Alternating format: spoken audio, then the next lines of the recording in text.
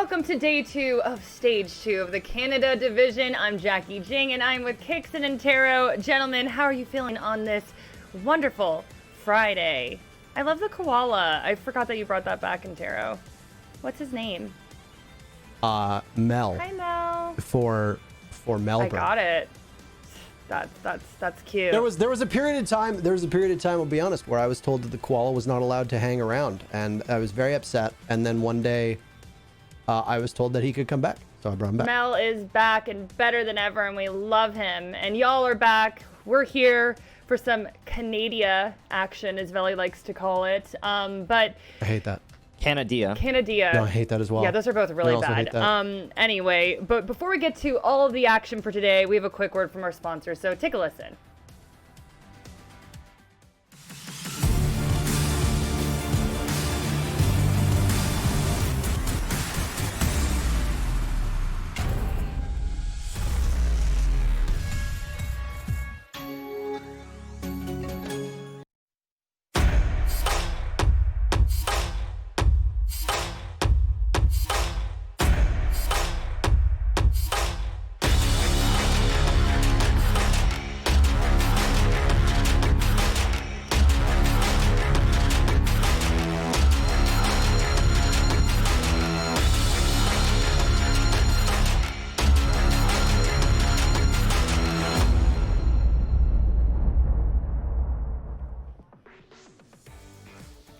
And we are back, and today Mirage takes on Livid. Very excited about this matchup. Let's chat about the teams, and we will start with Mirage.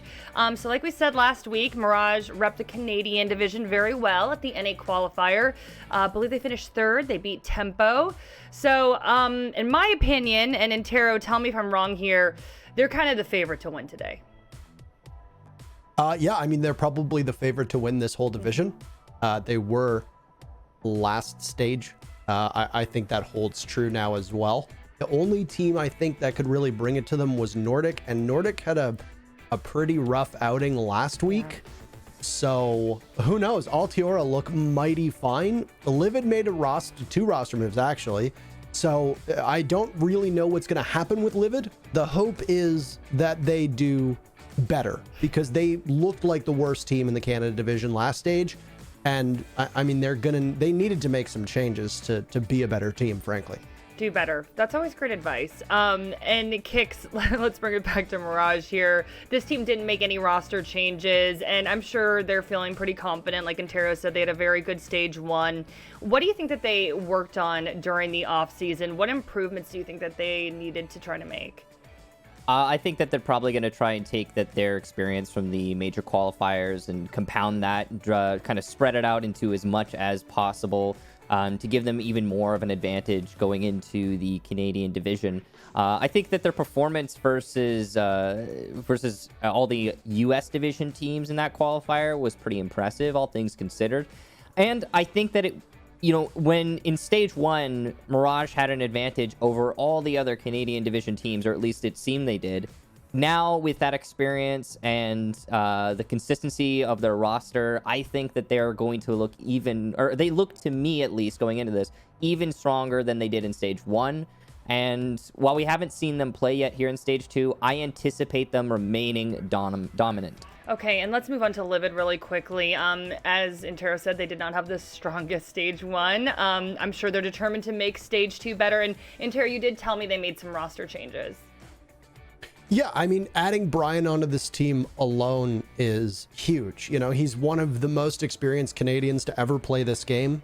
He's won with Team Canada, I think, every single time that they've played in the Canadian Nationals in the prior run-up to this. And it's not even his in-game ability. He does bring leadership characteristics. It was something that Space Station wanted him for when they picked him up many seasons ago.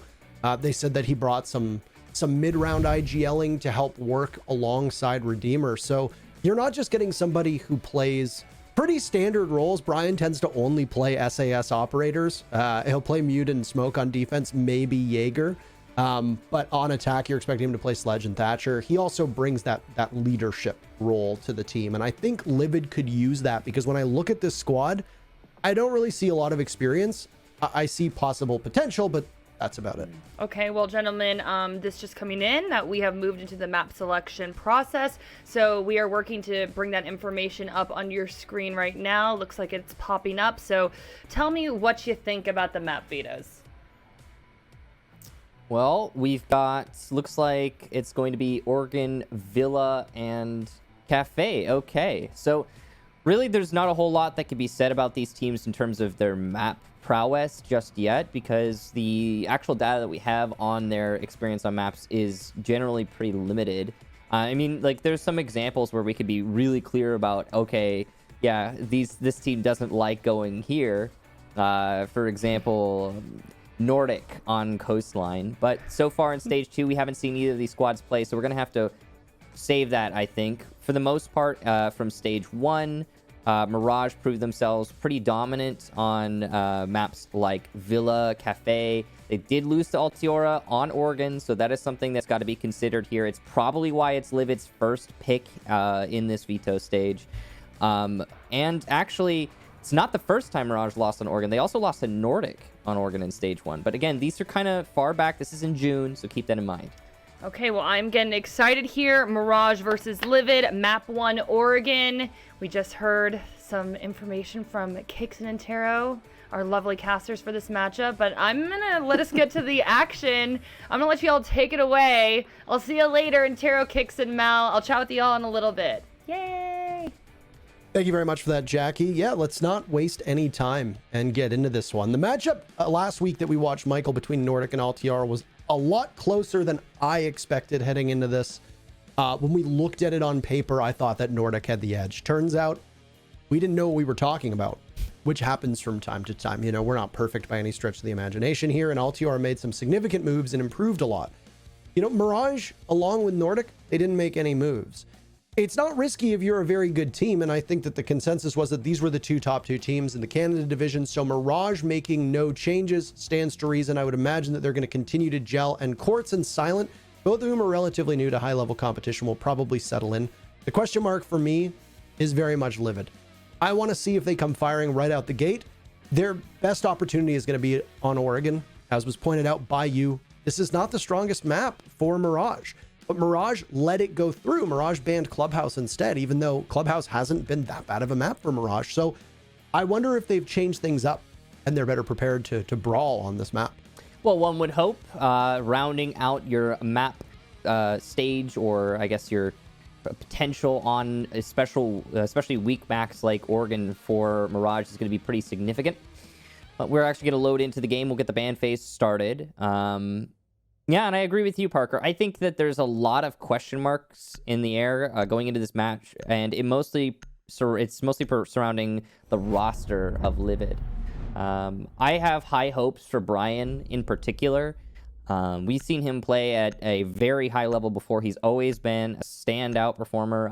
I think he could elevate Livid just based on his own experience and being able to, disseminate that amongst the other players on Livid's roster.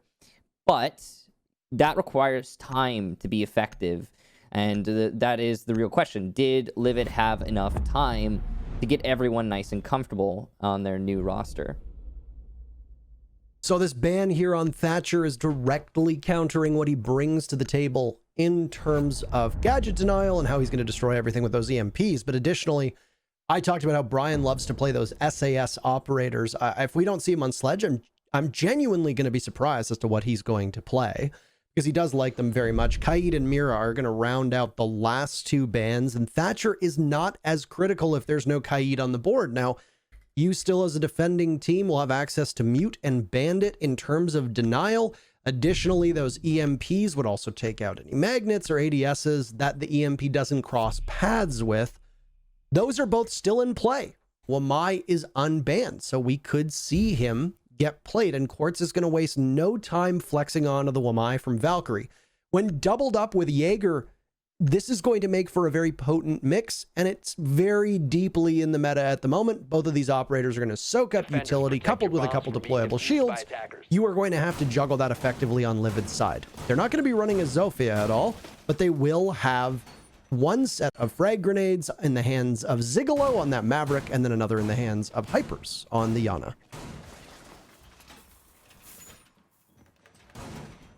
What an interesting way to spell hypers. Now, Livid, decent explosive kit, as mentioned. Plenty of clear, hard destruction solid. They've got all the necessary tools in this meta. Elbow hold here for Mirage, as you can see them setting it up right now. They're invested 1 ADS on the elbow hold. Interestingly, Mirage will reinforce the left wall instead of the right wall. Now, what this does is it means they can shoot the Goyo shield from a much more safe angle if elbow is gained control of by the attackers. That Goyo shield will also allow the defenders to reinforce that second panel on the wall and cut off elbow to the attack later in the round. However, if the attack does gain control of elbow, the Goyo shield is timed poorly on the detonate, and they can't reinforce the wall, the attack gets a much more aggressive, much stronger angle into the site for cutoff. As a lot of teams tend to show here on Oregon, and my loading is already gone. He is not loading into this map as the Jaeger roaming upstairs by Armory is taken out by an early pick. Hyper's getting the better of him. And the Jaeger who was playing off site could be particularly crucial in getting into the main lobby and watching those stairs, as the push from Livid is going to be entirely focused on meeting hall. There's going to be no action heading into the front of laundry, which is what we come to expect, frankly. Teams do not like attacking that main staircase now. The current play is to take control of pillars, get the hatch open above pillbox, and then drop down and go for a fight, hopefully having enough utility. I do wonder without the Zofia how they're going to be able to launch in that level of disruption deep into the bomb site. I suspect that they're going to operate off of the frag grenades working once the ADSs and magnets have been taken out, and the ace in the hands of Brian, who's now lost 50 HP, will be the one to open up that box wall. All of the anti-stun, anti-nade, the gadgets on the attack have been tossed into elbow. The Goyo shield destroyed, but there is a backup shield here for Flynn, so they're actually going to leave elbow open, baiting the attack into the push. That's why, I guess, they left the right wall open and the left wall reinforced. We'll see if that works out for Mirage. Looks like it might have, just as Brian will be the first felled on Livid's lineup. This is looking... It's a tough loss in terms of what Ace brings to the table as well. He's got a set of smokes that could have been tossed on out, and you've cleared, I would imagine, most of the ADSs and magnets at this point, given the secondary gadgetry that we see on Livid's side. That's a Nitro Cell that goes off, by the way, and doesn't deal any real damage to Zigalo. An opportunity missed from Mirage to do an even greater amount of damage than they have so far. The teams stand even in a 4v4 with Hypers having a tiny bit of HP missing, but other than that, it's going to come down to who has the most utility. And Mirage doesn't really need to do anything. Rowdy appears to be trying to go for a late flank into Freezer. I wonder what he's going to be able to do. A Nitro Cell from Silent before he gets taken out by Hypers. Zilchi guns down Hypers, and that's it. Zigalo blows up Omega right as Rowdy gets caught out by Quartz, and Mirage survive the wave that crashes against their shores, and they looked pretty okay doing so. Nice charm, by the way, Quartz. It's a good one. Yeah, that defense there was pretty solid, especially considering the elbow had been opened up and left open by the defense. It seemed like actually that extra prong didn't work out very well for Livid and actually cost them on the attack. When assaulting into pillar, things got a little bit more difficult there for Livid. The angles being played by Mirage were pretty aggressive. The C4 overhead there into the box resulted in a nice kill. And, well, it ended quite explosively in the metaphorical sense in that, well, Livid all rushed in all at once and all died all at once. And also the team kill with the grenade really didn't help out Livid much at all. So, a pretty decisive round there, even though it looked like it could have gone either way. The real finisher is the fact that Livid didn't get enough picks to actually facilitate proper assault into the site. I was going to make a joke, by the way, about the grenade not helping, because the way you said it, Michael, you really undersold it. Oh, the grenade blowing up their teammate really didn't help. Oh, you don't say, Michael. Yeah, kind of how they underthrew the nade, I suppose. How strange that is. Yeah. There is a bit of wonkiness with projectiles as well. Grenades and nitro cells sometimes malfunction. So, with that said, we don't I don't know if we know how that played out, whether it was just a miss from Livid, but Yeah. I mean, if you're hypers, you can't be Livid there or Omega. I see what you did there. You see it. I see it. You see it. Yeah. I mean, more you heard it. Well, you know, it's turn of phrase. Either way works. Loading playing very aggressive. He's actually going to run out on the people droning. He'll get 2 big kills, nearly a third, but he doesn't look to the right. Pistol out here, and he's known to be trapped in this corner, so this should be an easy pinch for the attackers. But the damage is done. As Loading crosses, he'll be finished off by Brian. Kind of surprised he didn't look at the doorway. I mean, you could have engaged that fight, and the ability to take out your opponent is probably a pretty good one, but regardless of Loading dying or not, that's a huge play. Hypers and Omega are out of action. Now, a buck on this bomb site would be tearing up the floor underneath the B-bomb, meaning that anybody who was playing over in that area would find themselves in a world of hurt relatively quickly. Now that Mirage have suffered 1 casualty, it's not as likely that they'll be able to put somebody down on that main floor. But that's okay, because if you saw the buck continue down there in Omega's spot, then 2 other members of Livid would have to go up and try to pull off this execute. Things just got really challenging for Livid because the best bit of soft destruction that they had at their disposal is just not in play. So that might mean that Zigalo's going to have to use one of these frag grenades from down below. That appears to be the case. And as we say this, down goes Flynn, the smoke. I don't know exactly what he was doing, but he gets gunned down by Brian, and it's back to a 3v3. Potential vault here for Brian. It seems he's just baiting out with the smoke, though. He got rid of Flynn inside of the dorms, and he'll use another one of his hard destructions onto the wall in the dorms. Nice shot there for Brian. Gets his 3rd kill of the round, but he'll finally be eliminated by Big Window, leaving just Zigalo, who gets taken down by Quartz, attempting to push up the white stairs. Mirage, another solid defense there on the top floor this time. And it looked like there was a decent comeback attempt. Brian picking up some really crucial frags, but in the end, just not enough. Oh, man, that's a thing of beauty to watch from none other than the man they call Chase, and he wasn't really chasing those frags, but he came pretty close. He doesn't load in round number 1, but he does great number 2. I gotta stop the puns. I've had too much coffee today. It's okay, Parker. Puns are allowed. Far too much coffee today. Puns are a good thing. They lighten things up. I woke up with a migraine this morning, and it was absolutely murdering me for about 3 hours until I finally gave in, and I took some ibuprofen, and then it's gone away for the most part. It's still That's there. good. It's mostly gone away. That's good. I'm glad you I usually better. have a migraine when I watch Flynn play, but Yeah. I mean, Yeah. that makes sense, to be honest. yeah. But not now. So, you know. Love you, Rob. Now, that last round, the run out there from Loading, obviously that's VOD review. I'm not kidding. He knew that there was going to be something going on. Somebody droning outside small tower.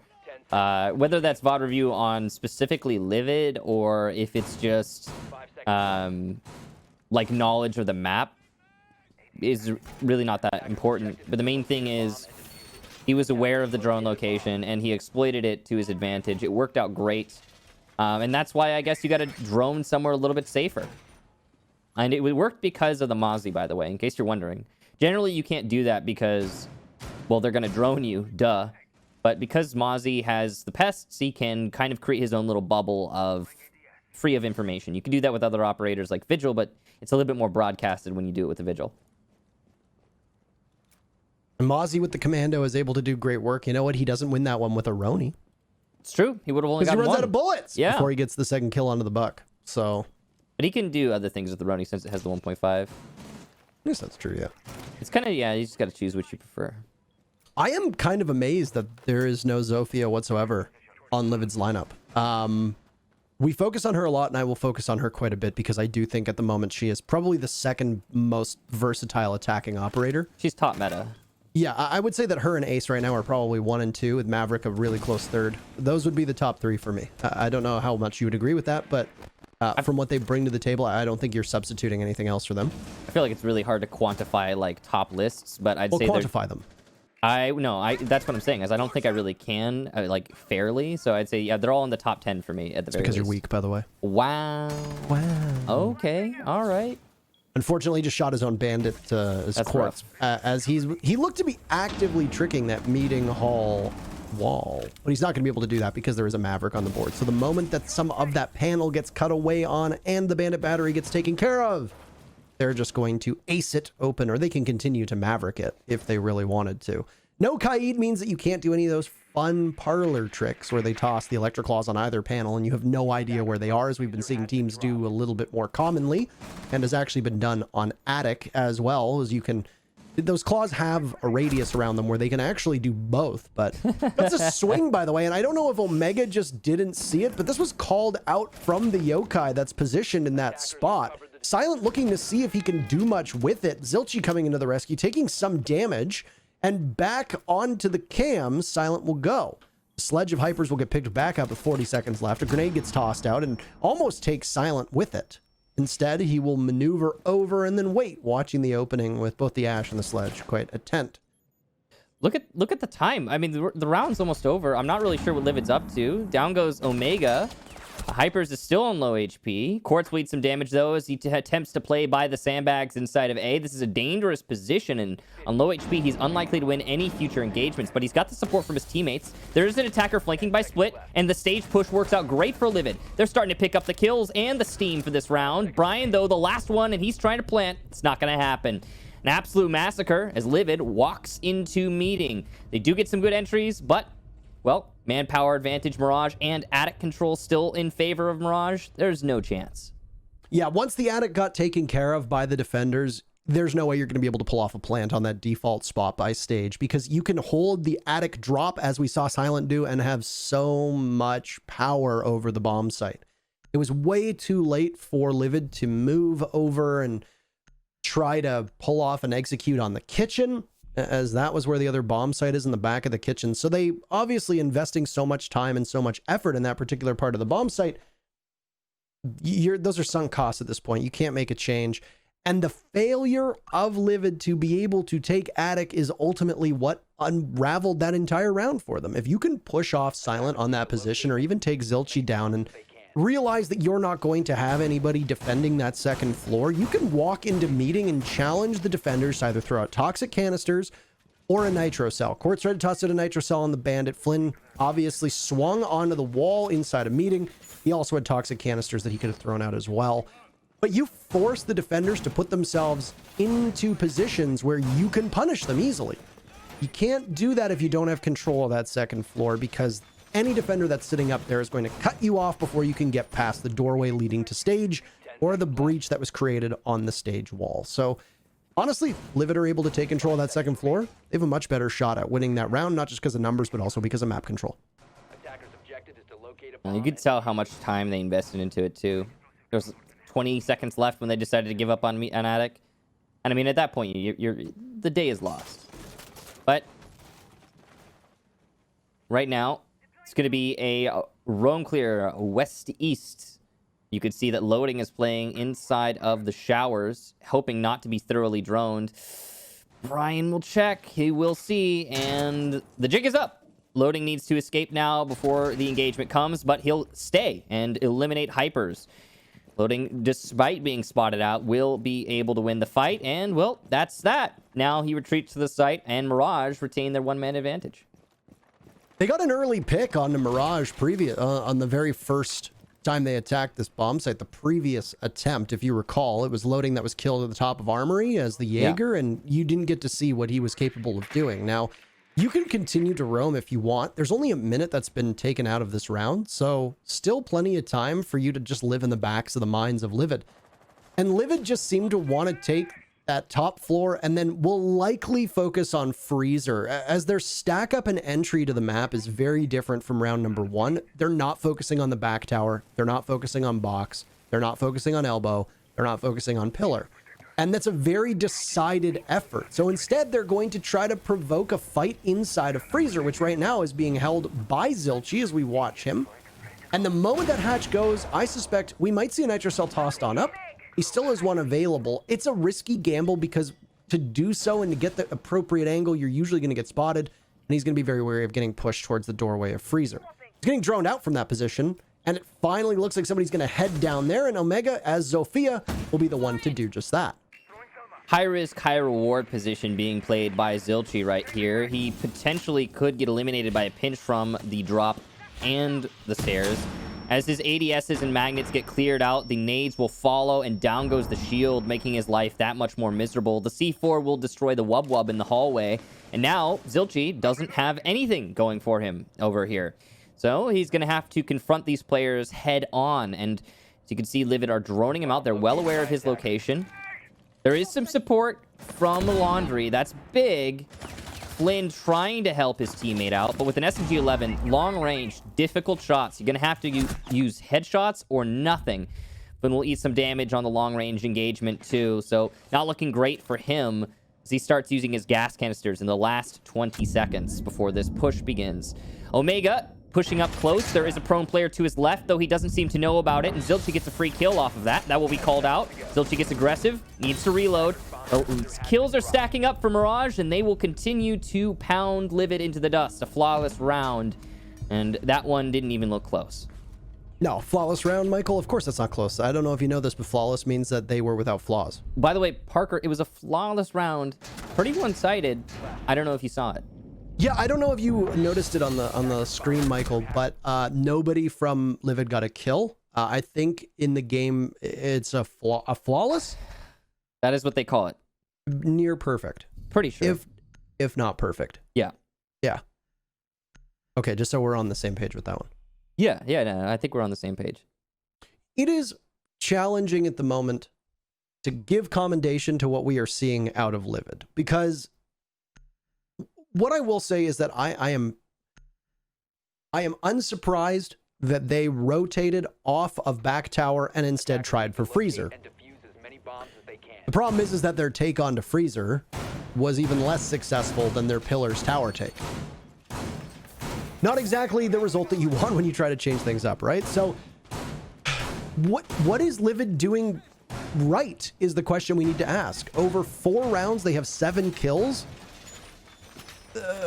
Your strategy can be really good, but you're not finding the score sheet.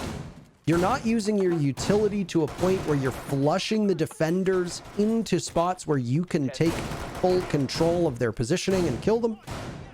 I hate to sound negative, and I hate to sound like I'm punching down on Livid, but this is their map, and they really haven't shown anything that leads me to have confidence in regards to not just the remainder of this map, but even the remainder of this matchup, because, you know, Villa's up next. It's a far more strategic map. Oregon is a map that is kind of goofy. You can take fights and punch your way through. I don't know. I'm definitely worried, but that's a good pick. Yeah. We get a little ray of sunshine, right? But then it is quickly snuffed by Flynn from above. Great control on the top angle there. You can see he's trying to deliberately support his teammate. That's a lot of setup just for that frag, but it's definitely worth it for Mirage. Had loading not crossed in an inopportune moment, we would be looking at a 5v4 right now. I think that's just low. I was going to say, an Omega going down 2 is a lot of utility removed from the board. They almost lost another in Hypers, but he gets the last laugh against Zilchi. A silent roams down below, meaning that Flynn and Quartz will have to hold off the bomb site. They will have just over half of the round to do that. Utility for the mute is going to be the Nitro cell. For Flynn, he's got 3 gas canisters, and they've got shotguns, they've got SMGs. They're in good shape, and the only real worry is Flynn gets pressured off of the window. This is a very bad play from Flynn to be as aggressive as he is, and a bit of a panic as his life is way too valuable to be gambling it on a 50-50. Once again, Livid is going to go for the smoke onto the big window, and that was Brian who'd done it before. Tossed out a grenade, but it does not connect. Flynn in this position will patrol white stairs, and he'll get shot by the nomad of Rowdy Owly, who is just out of sight, and if Flynn walks a little bit farther down white stairs, he'll be punished for it. But Rowdy Owly's attention is on the top of Freezer stairs. So he's not looking at where Flynn is. Flynn might actually be able to get this depending on where Owly's sights are, but the Nomad decides to fall off for now. Trying to draw somebody out. If Flynn doesn't flinch, this will become more challenging for Livid as they'll have to run into the bomb site, and there's still lots of plant denial for Mirage. Opportunity for both players to be sure, but neither of them are timing their push correctly, so a little bit of a stalemate here. Flynn hears the Nomad. Likely likewise for Rowdy. Gas canister goes out there. We'll do a tiny little bit of damage, one tick, but not a noticeable enough amount to matter. That's an easy pick there for Brian, as Flynn just hands it to him. Zigalo also gets silent, meaning it's just Quartz in the 1v now 3. He's going to have to find these attackers who are trying to cut off and deny his denial of the diffuser getting planted. Nice C4, though, from Quartz, and he'll back off, knowing that there's very limited time. Now in a 1v2, it's going to be a 1v1 because the plant is forced. Zigalo has to stick this, and he knows the other attacker is on white stairs. This all comes down to timing, and it could be perfect as Quartz gets his 3rd kill. Shotgun out, and the blasts are rattling out as well. Quartz is on low HP, and he'll die quite easily to Zigalo. The headshot, just a little bit of an extra cherry on top. Livid were in full control of that round, but it got a little sketchy there. Michael, there's a reason why I said that Quartz should be on Team Canada for the World Cup. That's part of it. Good in the clutch, but also unlikely playing off his own comms. He was probably being aided by his teammates, or they were just totally silent, letting him go. Those are probably the only two options that there are. And I mean, Quartz's target prioritization was actually quite good. The shot onto the Zofia at the top of white stairs after the nitro cell was connected, threading the needle, as we call it, because he cleared the bunk while not getting the nitro cell caught on the ceiling. Now, I know a lot of teams line that up, but he's essentially doing that while the clock is running and he's worried about getting pressured from the top of white stairs. It's the equivalent of hitting a 3, Michael, in the NBA when you know that the buzzer is almost at 0 or the shot clock's almost at 0. So I gotta say, Mirage came very close, but that was the best deconstruction of a setup that we've seen out of Livid. They were able to pressure both sides of the bomb site. They cleared out down below, and they had a good idea of where the Mirage defenders were. Doesn't help that this is the 2nd time playing on this bomb site that Flynn has thrown his life away a little bit needlessly on that big window, and that falls to him not getting out of there quickly enough and having to cross while somebody was watching it. A player like Brian, he's not going to let you go unpunished if you try to rotate past that open window. So, all that said, in the lead up to that round, we were saying, oh, there's not a lot that we've seen that's really promising out of Livid. They prove us wrong, and even though it was close, they finally win their first round. Yeah, Flynn, you suck. Mirage going to the top floor defense here. Now, the Wamai Jaeger combo is continuing, and when you couple that with a castle, every moment where the castle barricade's not somewhere that could be sledged, that means you have to use an explosive to destroy it, or just not play that angle. That's going to be even more utility burnt. Now, interestingly, it's no Malusi, and she's not banned. We haven't been seeing her at all here. Ace early on going to do the hard destruction, and he gets to do it basically for free. No contention whatsoever, as there's no operators to contend with those Selmas. I do like that yet again, Livid is trying something different. And I mean, there's a flexibility here. What a shot by Quartz. Obviously still feeling good after that last round. He just absolutely obliterates Hypers, and now we'll post up towards the front of Attic, watching the back, which has been opened. Hypers down, meaning no frag grenades on his end, though you've still got backup in Zigalo, who's been running a Maverick every single round on attack, so you've had 2 sets of those explosive ordnance from the attackers, and he can use it as he sees fit. The final bit of work is now done on the attic wall, so it's opened up, and down below, Omega nearly losing his life to what appeared to be a prone loading. I could be wrong. It might be Zilchi playing in that spot. It's hard to tell as to who is down there. Pretty sure it was Silent, because it was the... Could be Silent. I think it was Jaeger's carbine. No, you're right. It was Zilchi. It was Zilchi, yeah. He's and still he on the finishes it angle. off, though. Yeah, look at that. Rowdy peeks into it now. Huge mistakes. Unideal. What? I said unideal. Omega will flush out the Wamai as there it goes. Zigalo collapses onto Quartz. Down he goes. So a bit of a joint effort from Livid to find the very first target from Mirage. Meanwhile, the opening pick had still gone to the French-Canadian org in Mirage. 40 seconds remaining, and Mirage have already won this first half, and it's on defense on Oregon. This is what you come to expect, but a 5-1 is a pretty damning indictment of the way that Livid play this on attack. Brian decides that, well, I'll just continue moving forward into Trophy, hoping to find something good, but there is very limited utility now for Livid. They've got one smoke and one frag grenade and one flash. That's it. Meanwhile, the defenders are still chock full. One gas canister can come out. You've got the yokai drone still up. Impacts and Silent is going to go full crossbody karate and find another, well, loading. Gets in on it too. A very dominant first half for Mirage as they take it 5-1. Great defense there for Mirage. They looked super solid. The picks were actually going the way of the defense despite the hard destruction. And that's partially thanks to Quartz starting it off. Now, that's a really solid first half. Take a look at that, 5-1. You expect the defense to be favored on Oregon, but that's kind of a map-ending kind of favor right there. That's Mirage only need 2 rounds, and we're done with map number 1. For those of you wondering, map number 2 will be Villa when we eventually get to it. And this map, Oregon, is Livid's map pick. So either things start looking really good all of a sudden here for Livid in their first defensive round, and maybe they can cascade into OT, or, well, this might be a fast series. Like I said back, 3 rounds ago, Villa is going to be very challenging for a team that is not finding the best coordination on a map that should be favorable to them.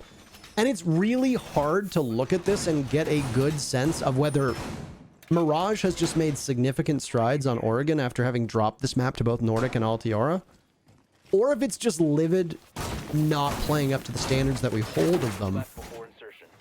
I suspect that it's a combination of both. I think Mirage look far more confident in how they're roaming, and I think that their setups are far more sophisticated than they were previously. And I say this as, I have fond memories of watching Mirage blow open just about every single wall and play these long angles that we've now started to see from other teams in scrims recently, or matches recently. It's going to be interesting when, if Mirage ends up winning this and they go up against Altiora, and Oregon ends up on the docket. I think that would be a fascinating showing, between these teams. But I mean, let's not get ahead of ourselves. Livid still can turn this around, though it is looking bleak on Oregon. They have Villa and then Cafe as the third map if required. Still, I feel for the Livid fans right now. It has not been the opening performance that they wanted on this map, especially not after making those 2 roster moves. One major difference between these teams on defense is, as I'm sure many of you noticed, Mirage, when defending, had loading, always roaming, always causing turmoil for the attack. At minimum, he was delaying. At the absolute worst, he was just getting picked off at the beginning of the round on satellite window. But overall, loading had an amazing roam when he was on defense, and here, Livid, not a single roamer. Everyone bunkered up in the site, waiting for the enemy to come to them. You can see the utilities being rotated because it's been called out. Hey, we're dealing with a freezer take right now, not a take in through blue. So the ADSs will move, the shields will move, and Omega will get a double kill. 1 onto Quartz, 1 onto Hypers. The communication here for Livid is pretty bad. Rowdy also ate a lot of damage as he transferred himself over to the A-bomb chassis. Overall, things are looking great for Mirage, even though they lost Quartz just now. Yeah, not exactly the start that they want, and especially with Rowdy being low, that's not ideal. Some of that wall's going to get opened up now behind the cover of smoke, and Silent choking on what I imagine is none other than a gas canister from Brian. Livid are going to need to translate this execute from Mirage into a couple kills, or they will end up getting swarmed out. Rowdy Alley will hold up just by the opening that was created by those Selmas tossed by the hands of the ace, and Omega playing far back. Well, he's going to do some damage onto loading. Now Flynn up next. They've managed to down Owly from Mirage's side, but they're taking some beatings. Right now, Freezer is their tomb, as Silent, Flynn, and Zilchi have all lost a significant portion of their HP. Down goes Silent now, and it's Zilchi on the back push. He's at the main stairs. Flynn is gone too, so Zilchi will need to trudge on. But the toxic gas canisters will not be enough to do much to him. His position might be given away by the underbarrel, and he gets just spotted by a yokai drone. Goodbye, good night, so long. Omega finishes that off, and Livid managed to take round number 2 on a much better defense than we saw from them on attack. Omega with an absolute hero play there, just chilling on the shield in Laundry. The fact that that shield persisted is the sole reason why Livid were able to win that round. That, and of course, Omega playing and landing his shots from that position. That's a 4K, I believe, from Omega in that round, so big ups to him again. We'll move on from the basement, which is now locked out, to kids' dorms, or just dorms, as we prefer to call it. Mirage looked pretty solid on that attack, all things considered. If they had the tools to deal with the shield in Laundry, I imagine we might have seen a very different result, but it is not to be. And, well, good job to Livid. They, I think, give a little bit of a suggestion that maybe, just maybe, this might go a little bit longer than we were expecting. I mean, it could be. I also do think there were some major issues with the take that came in from Mirage. You know, I think they realized that they didn't have the path from Freezer into the bomb site that they wanted. And they didn't also have an opportunity to stick somebody, maybe a back tower, or to have Zilchi go over there as Zilchi was heading down Laundry stairs. That was the same thing that we saw from Livid when I talked to them about them and their sunk costs when they were all in and they couldn't rotate on the meeting take that they pulled off onto the stage back in round number 3. Sometimes you just get tunnel vision and you have an idea of how to do it, and if you know they're going to peek you and you can out-aim them, and I think right now Mirage is probably feeling much more confident in their gun skill than Livid is, especially if the scoreboard is any indicator. But at that point, you know, there's 30 seconds left. You can't really call an audible, as you just don't have time, and you don't have the gadgets to deal with it, frankly. Oh my, Omega gets spotted by Silent as the Ash just storms right in 30 seconds already. Somebody from Livid is down. Not exactly the start that you want. It's a Malusi, so her gadgets will persist as long as she got all 3 of those Banshees down. I would assume she did. But that is a significant amount of map control that's now been taken just by virtue of not having a defender be able to actively roam downstairs the same way. You can see that Hypers is going to try and contest by main stairs, but because he gets droned out, he'll fall back. So once again, Livid is fully contained to the bomb site. Last time it worked out for them based on Omega's play in Laundry, but there's no hardcore win scenario positions in play right now for Livid. It's going to be a little bit more dynamic, which is why you're seeing Hypers once again try to get aggressive by Trophy. He's looking for any gap that he can leverage to give his team an opportunity to equalize the man count. Silent still downstairs as he's opened up some of the floor, and if anybody tries to engage on those Selmas opening up the panels, Silent would have been able to greet him quite well. He will move with impunity down below, and this is quite the play. Oh my goodness, are we about to see what I think so? There it goes! He gets pinged on out, and Hypers gets blown sky high by a very shrewd grenade from Quartz. Zilchi a kill of his own. That's 3 different members of Mirage currently on the score sheet. You only need Flynn and Loading to get the team ace. Will they be able to do it? I'm sure they're not really thinking about it, Michael, because with a minute left, they're thinking about match point. But there's one for Flynn, so give Loading the last one, and they'll all get in on it. Additionally, it'll end up being a flawless round. But no, Quartz picks up his second and another flawless round for Mirage, as they'll sit on match point. Absolute domination there, as you like to say, or as I like to say, and as you pointed out, yeah, pretty one-sided, given that was flawless.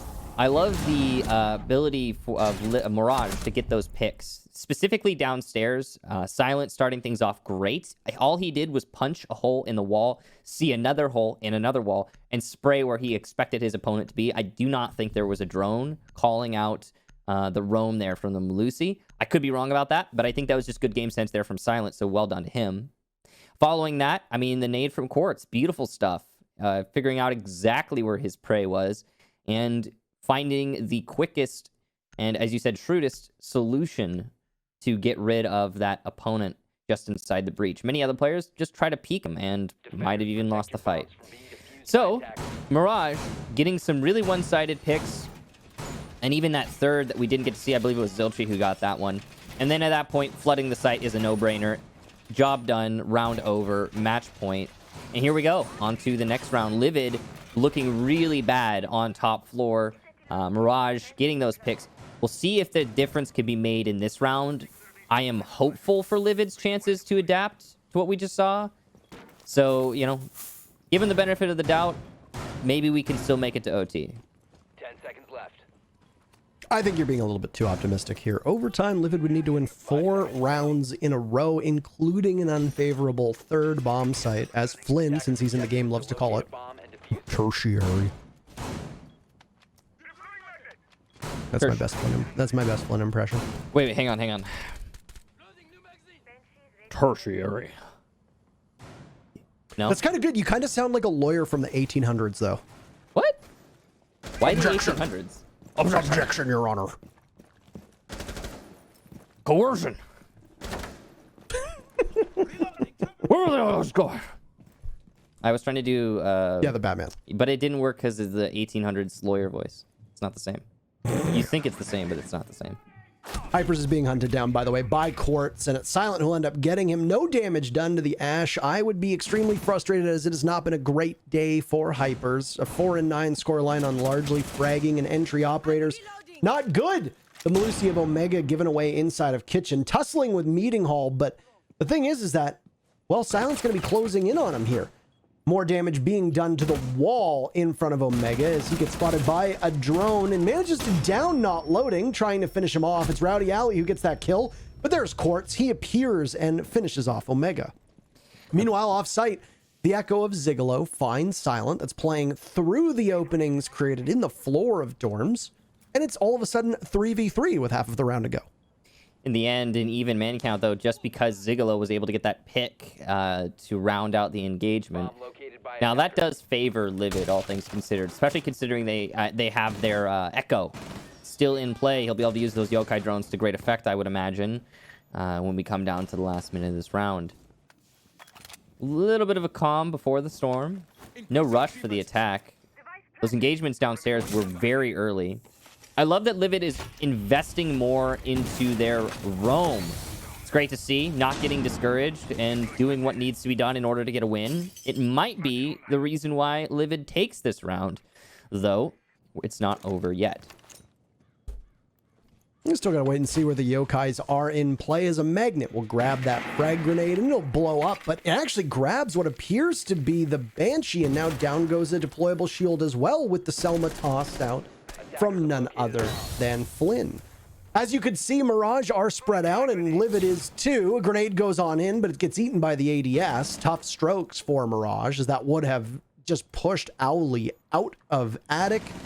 Waiting to see him flinch, as there's Flynn with 25 seconds left. Mirage is going to have to make a move, and it's on Quartz to do just that. Smoking off Trophy. Finally, Owly swings on out, missing his shots, but so does Flynn. Cannot capitalize the way he wants. Quartz punished, and now one from Owly. What a shot onto Flynn. Down goes Zilchi. Livid take round number 3 for them. They've got a long way to walk back if they want to see overtime, but their performance over the last couple rounds has been significantly better, and they'll have the aid of being on defense to allow them to continue to excel. Also significant, Livid will be able to go back to their preferred bomb site now, since they had that loss on the top floor, and enough time has elapsed, or enough rounds rather. Laundry opened back up, and Livid will get to go there. Now, that said, the reason Livid won that bottom floor defense was mostly due to a hiccup on the attack from Mirage, the inability to dislodge Omega from Laundry, or at least get rid of the shield, or just outright win the fight, whatever the case be. There were so many different ways you could have fixed that if you're Mirage, but they couldn't. So, solutions abound. They could go somewhere else, maybe go for a blue take, or just make sure they reserve some amount of utility for that problem later on. Now, setup's going down here. Livid, last time they were here, did not roam. I'm curious to see if they're going to try to this round. What we're looking at here on the basement is a low risk, high reward in terms of defense if you do not roam, and then high risk, slightly higher reward if you do roam. If Mirage is able to get those picks, early on in their attacks, as they have been doing, the odds of them coming out on top, if it's an unresponded to pick, even if it's just one, are fairly high. However, if Livid can also respond with kills of their own offsite, then Mirage has no chance of winning, essentially. So we'll see what Livid choose to do. Right now, it looks like a pretty, I guess, small roam. I don't really know what to call this. Like a tiny, like they've got hypers playing on the stairs. He's gonna fall back immediately. I wouldn't call that a roam. I'd say that's more like he's probing. If he stays on that position, he can always go down to Harry Potter and can hold the entrance to blue or pillar as well if he wants to. Yeah. You refer to it as a turtle defense. It's a bunker defense as well, as some people refer to it as, where you all just kind of hide in the same general area. And there you go. Hypers has now been called to action by Elbow as Livid decide to pack up and move based on information that is being presented to them, which is that the take from Mirage is over by Freezer. So Brian moving things, allocating resources to watch the Freezer take from Mirage should it come to be. But that was way too early. Very early, and they've managed to take care of Elbow now, so Silent will discover this and realize that he can walk in. That portion of the map is his for the taking. So the reason that they did that is that Hypers was probing by tower on the stairs because he was trying to figure out if it was going to be a tower take. And they called that it wasn't a tower take, but they called that way too early, and now loading is in pillar, and he'll get Hypers, who does trade him out technically, but the shot lands from loading, and that's all that really matters. He is salvageable, but the smoke will finish him off. So that's actually huge. It's huge because you just sacrificed your Maverick, who could have opened up the perfect holes in the Elbow wall. However, you still have Flynn, he still has his Selma, and he can now open up the wall with his last gadget. He'll do just that. He'll shoot the second one because he only wants to make it line of sight. He doesn't want to let anyone rotate through that hole. It's crucial that nobody is able to rotate because then the defenders can flank it if you're not watching it as an attacker.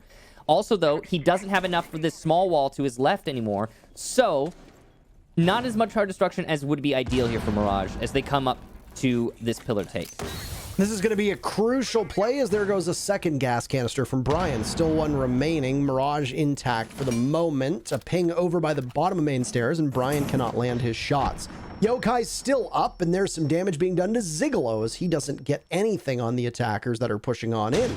So Livid now realizing that the take is going to come in from the back, but Quartz is positioned to greet anybody from Livid if they decide to move. Waiting very patiently to see what happens next as things will heat up relatively quickly. Brian's SMG-11 out, he finds Silent, traded back from Mirage, so they are back to even at 3v3. Flynn going for the plant, they'll have to push up, and there you go, Livid dominating the kill feed. Brian 3 kills, huge round from him. And the defense from Livid significantly better than what they were able to put up on attack. Overtime becoming a much more real possibility now as Livid have taken 3 of the last 4 rounds. But of course, here is the final hurdle, really. You have to go to an offsite. Since Livid have won their top and bottom floor defenses now in a row, they'll have to go to the middle floor. Typically, an uncomfortable proposition for most teams on defensive Oregon. Now, we might see Livid bring out some heroics here. They certainly did in that last round. I think in terms of utility and setup, Mirage had Livid squarely beat. However, the gunfights were just not won by Mirage. Crucially, they were pretty bad on their entry, despite the fact that they had all the control that they did. So, props to Livid and Brian, as you mentioned, really standing out in that last one.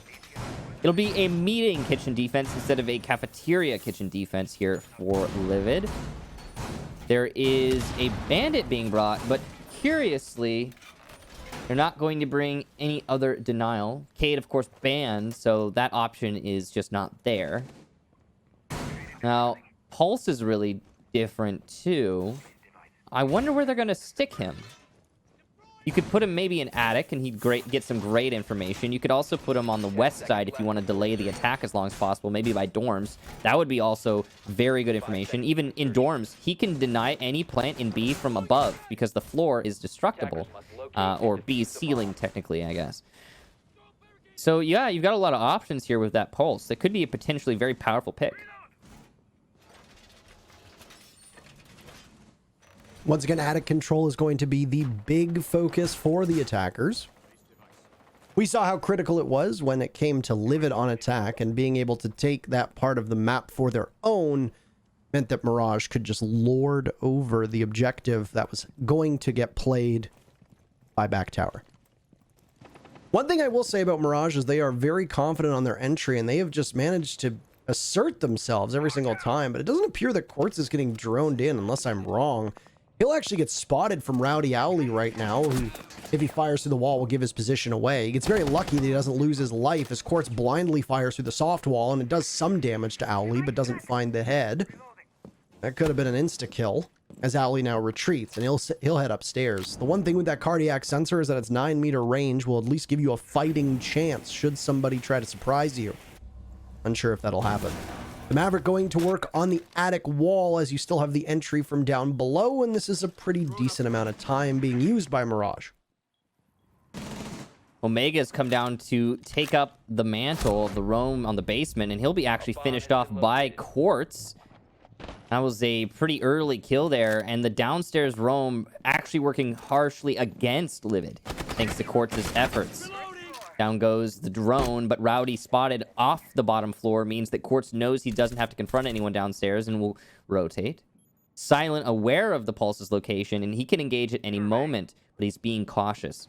He's got to be careful, though. Too much caution will give an advantage to the Pulse, who has the cardiac sensor.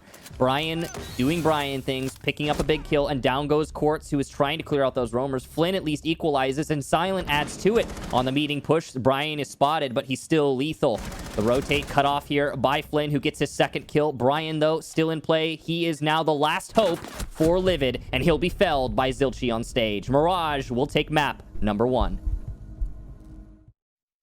It was a bit of a close one there at the end, and Flynn has managed to find both a barber and a razor as he looks much better kept. Zilchi obviously looking great as usual, and it came very close, Michael. I think a little bit closer than Mirage fans would have liked. You could feel the tension starting to rise between these two teams as Livid tried to claw their way back. A big part of that was none other than Brian, literally anchoring the defense, as you expect that title would allow you to do, but also playing as the Rock. And nobody could really make their way past Brian. He was exceptionally good on defense. Mirage, though, regardless of how good Brian was, Mirage still take the map, 7-4 over Livid. And of course, with it being Livid's map, that's not the best place to find yourself in, knowing that Villa is up next, a much more strategic map that Mirage is going to be quite comfortable on. Yeah, and I think this is also crucial that Mirage just broke their track record with Oregon, where Mirage typically loses on Oregon. They have managed to now take the W, and I think Livid thought themselves very clever and comfortable when they got that map as their first pick, but clearly that's not going to be the case. So Mirage going into map 2, very comfortable, very confident, because it's their map, it's where they're comfortable. I don't expect too much of a comeback from Livid, but what I can say is I'm really happy that Livid are performing fairly well, all things considered. I think that they did better than many would have anticipated, and they had some moments of brilliance as well, and I'm also really happy with the performance from Brian. Anyway, that's enough from us. We'll go ahead and throw to a break before we move on.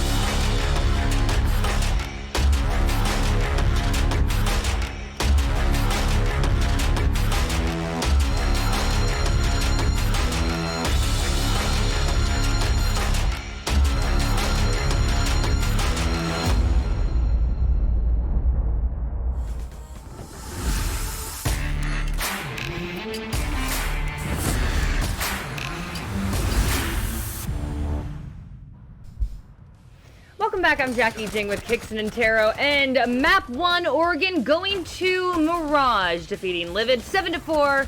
We were looking at those team cams earlier, and they were sweating. And Tara, let's just talk a little bit about that map there. You said something like Livid couldn't get coordinated, and Mirage looked confident. and in sync. Villa was their map pick, so I'm feeling like they're going to be feeling pretty confident right now.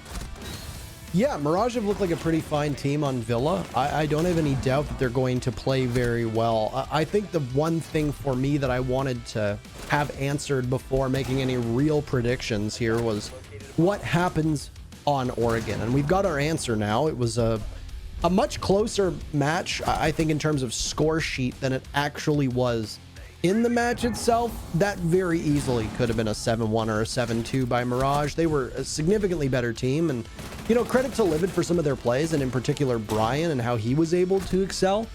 But ultimately, I mean, Livid doesn't look like they've really made any serious step forward, and if they have, the step forward that they've made has been matched by the one that Mirage has made a step forward as well. And there's good reason why Mirage was as successful in the Canada division as they were.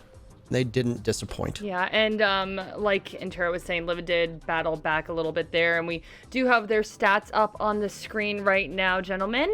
But Kix, I'm going to pivot over to you. If you're Livid right now, yes, I'm pivoting over to you. If you're Livid, what are you going into map 2 thinking? What do you think that they need to try to do?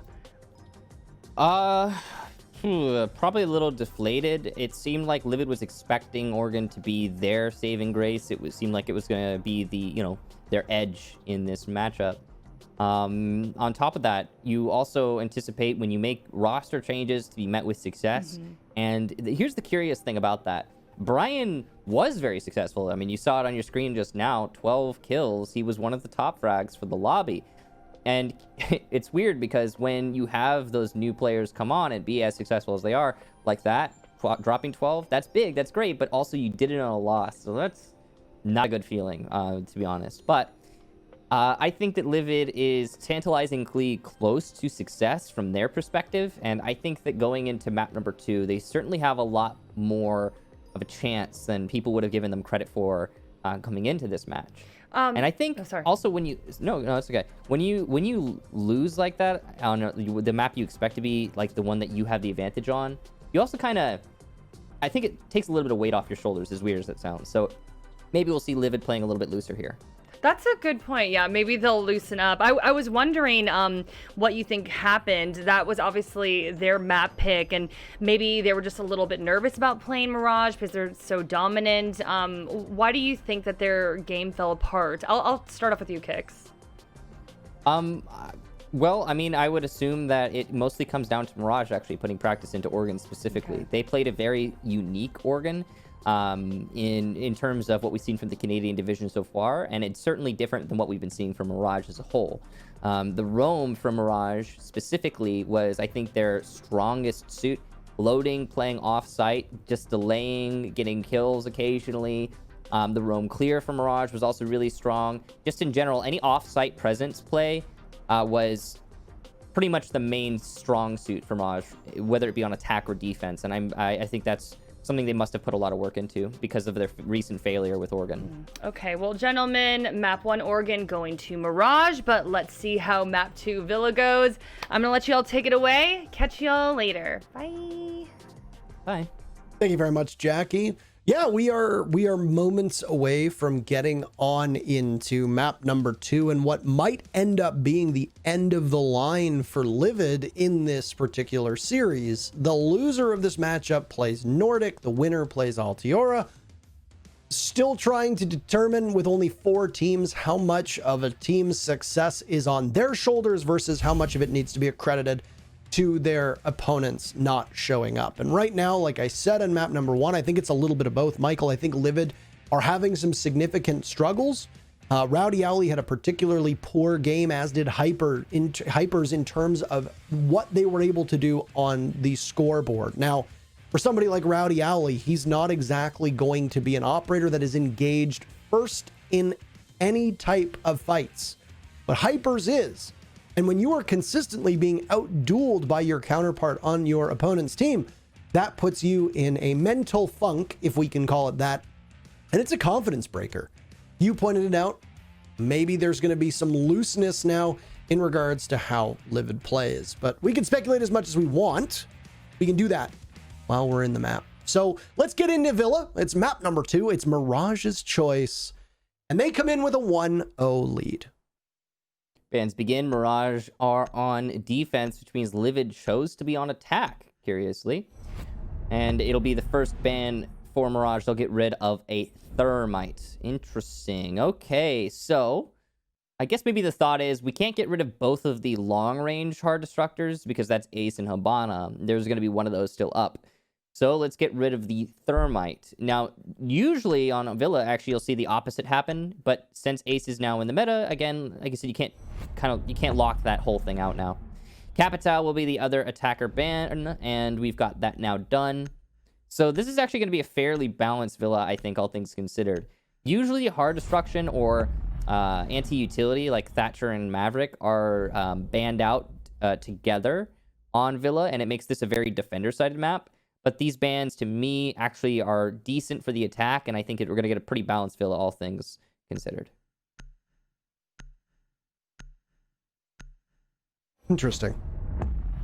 All right, Amira is going to join us, and everything looks kind of normal in regards to the way that Villa gets played. Wamai and Mira, Echo, of course, still being in play and still available. Saw some significant usage before. I do think it's kind of odd that Livid chose to go on a attack here. They surely must know something that we don't. They have to. I mean, they have to. Maybe, I guess they're just comfortable on attack. It was fair enough. To each their own, I say. I would have chosen defense, but I'm not playing, so. That's correct. You're not, Michael. No, I am not. Well, decision made, and here we are. They're committed to it. No going back now.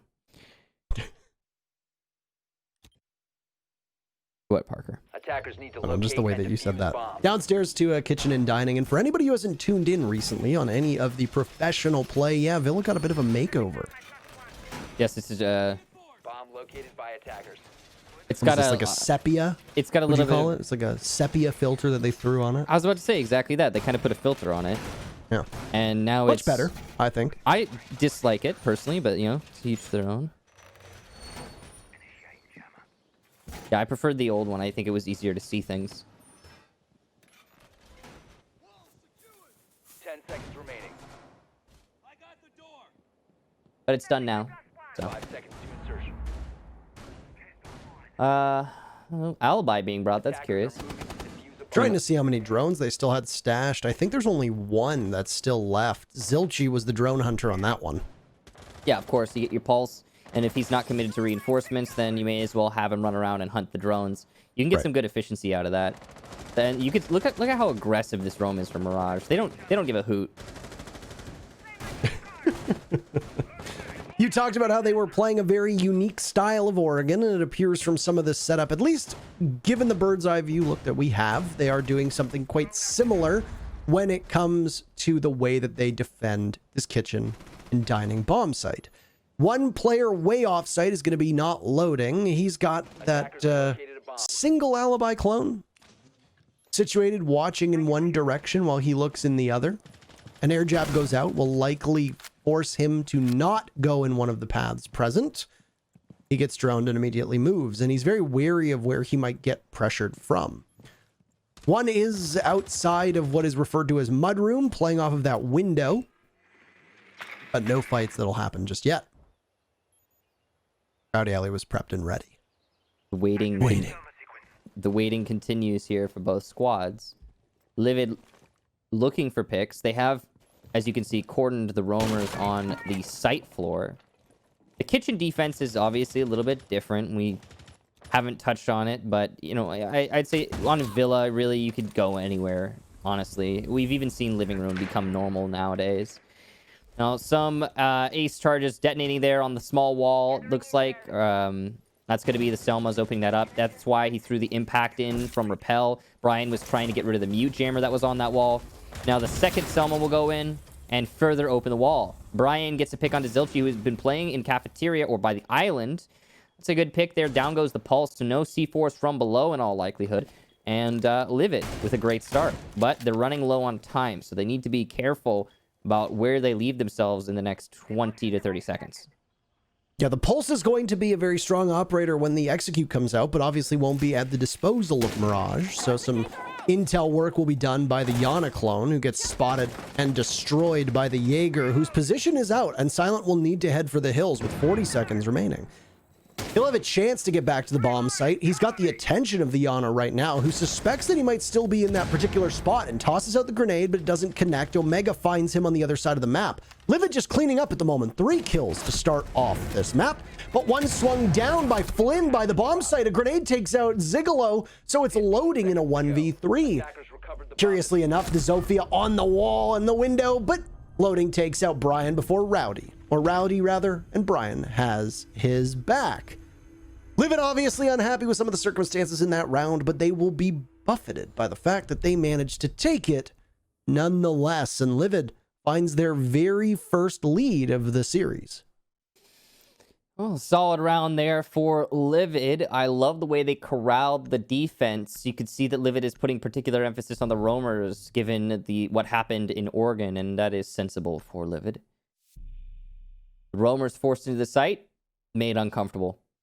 Picks start rallying for Livid. Brian starts things off great from the rappel, using that long angle through the shelf onto Island. And oh boy, do the dominoes fall for Mirage.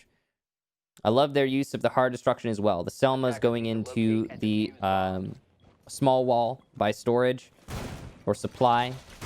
That gave a great angle to work in tandem with Brian's angle that cut off pretty much all rotations in the site and allowed for a much more, I guess, leisurely execute for the rest of the entry players on Livid.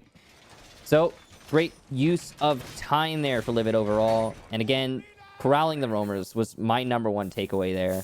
Livid has certainly learned their lesson. 10 seconds left. And I like the defense on Kitchen. I will say that it's become the secondary bomb site for most teams now. The Trophy Statuary has fallen out of favor, very similar to the way that we've seen Cocktail fall out of favor on Cafe, the top floor bomb site, with teams instead wanting to go down below it, and of course with Kitchen being mostly below Trophy Statuary. Teams like to defend there as a bit of a buffer, and that's exactly how we will describe it every single time you have that one floor buffer. But Aviator and Games is still the preferred bomb site for most teams by a country mile. So it allows you flexibility to roam off-site, as we see happening right now. Silent and loading within arm's reach, and Silent could get a couple picks here. And it's Yana down. That's not a clone. I don't know if Silent thought so or otherwise, but a couple shots. There was some hesitation on his part. Hyper's a bad entry on round number 2. Gives up the very first kill to Mirage. Great pick there. And Mirage, the roam is back, or so it seems. Again, Mirage keeps pushing their luck, but every time they do, it seems like Livid is not ready for it, and it actually works out. Quartz is going to continue to push his luck at least a little bit, as he's actually trying to contest Statue. We'll fall back to 90, actually, and Loading is the one in the position. He'll retreat to B after detonating the shield. So time wasted, kill acquired, Mirage in the driver's seat after this brief engagement on Trophy side.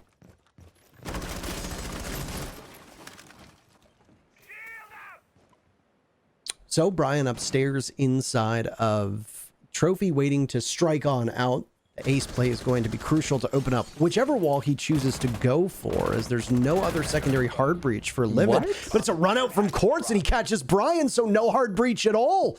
The ace is removed. There's no Maverick, there's no Hibana, nobody else available to be able to crack these walls open. And Brian didn't even see that one coming. So he's rewarded for a strong start in this match by an opportunity to sit on the bench and corral the rest of his teammates into action. Weird round, or weird engagement there for both Quartz and Brian. I'm amazed that Quartz won it. He was detected. But yeah, advantage strongly in favor of Mirage now. They just need to wait this out. They know as much, and they are doing just that. Livid now really desperate for a pick or something going their way. Clearing out ADSs to then later clear out the utility in the site. Nothing working out too well for Livid so far. And they're all just stacked up on this doorway. The landing door. There's really nothing Livid can do to get the win here. They can't even get the Evil Eye at the end of the hallway. No EMPs left, no explosives in pocket. So the information is abundant here for Mirage. Gas canister going out to deny the plant. Zigolo has to reposition, and he will do so, but he can stay on the vault. He's finished off by Silent, prone on the study door. Last two attackers will at least get one Omega on the entry, but they still haven't managed to deal with the player in study, and the time will be the final culprit. Mirage win, and a pretty solid defense there of Aviator. Honestly, how much of that really falls on the shoulders of losing a hard breach? You know, teams that we've seen on Villa before like to run two hard breachers. They can run a Maverick because you come equipped with those frag grenades. You can run a Hibana if you want to take engagements from longer range, especially with the X-Kairos being able to travel those longer distances than you'd find out of both Maverick and Thermite. Thermite is banned, so you're not going to take him. You've got Ace because right now Ace is one of the most powerful operators in the game, regardless of whether he's an attacker or a defender. So that seems like a pretty smart decision. Unfortunately, you only had one hard breacher, and Brian goes down, and I think with the way that Brian is playing, the call's been made based on the operator swaps that we just saw, and now you can see on the left-hand side of your screen that Brian's life is maybe a bit too valuable to be put on a hard breach role. It's not a role that is unfamiliar to Brian, but he has in the past previously played on that flex support role, as we talked about Thatcher.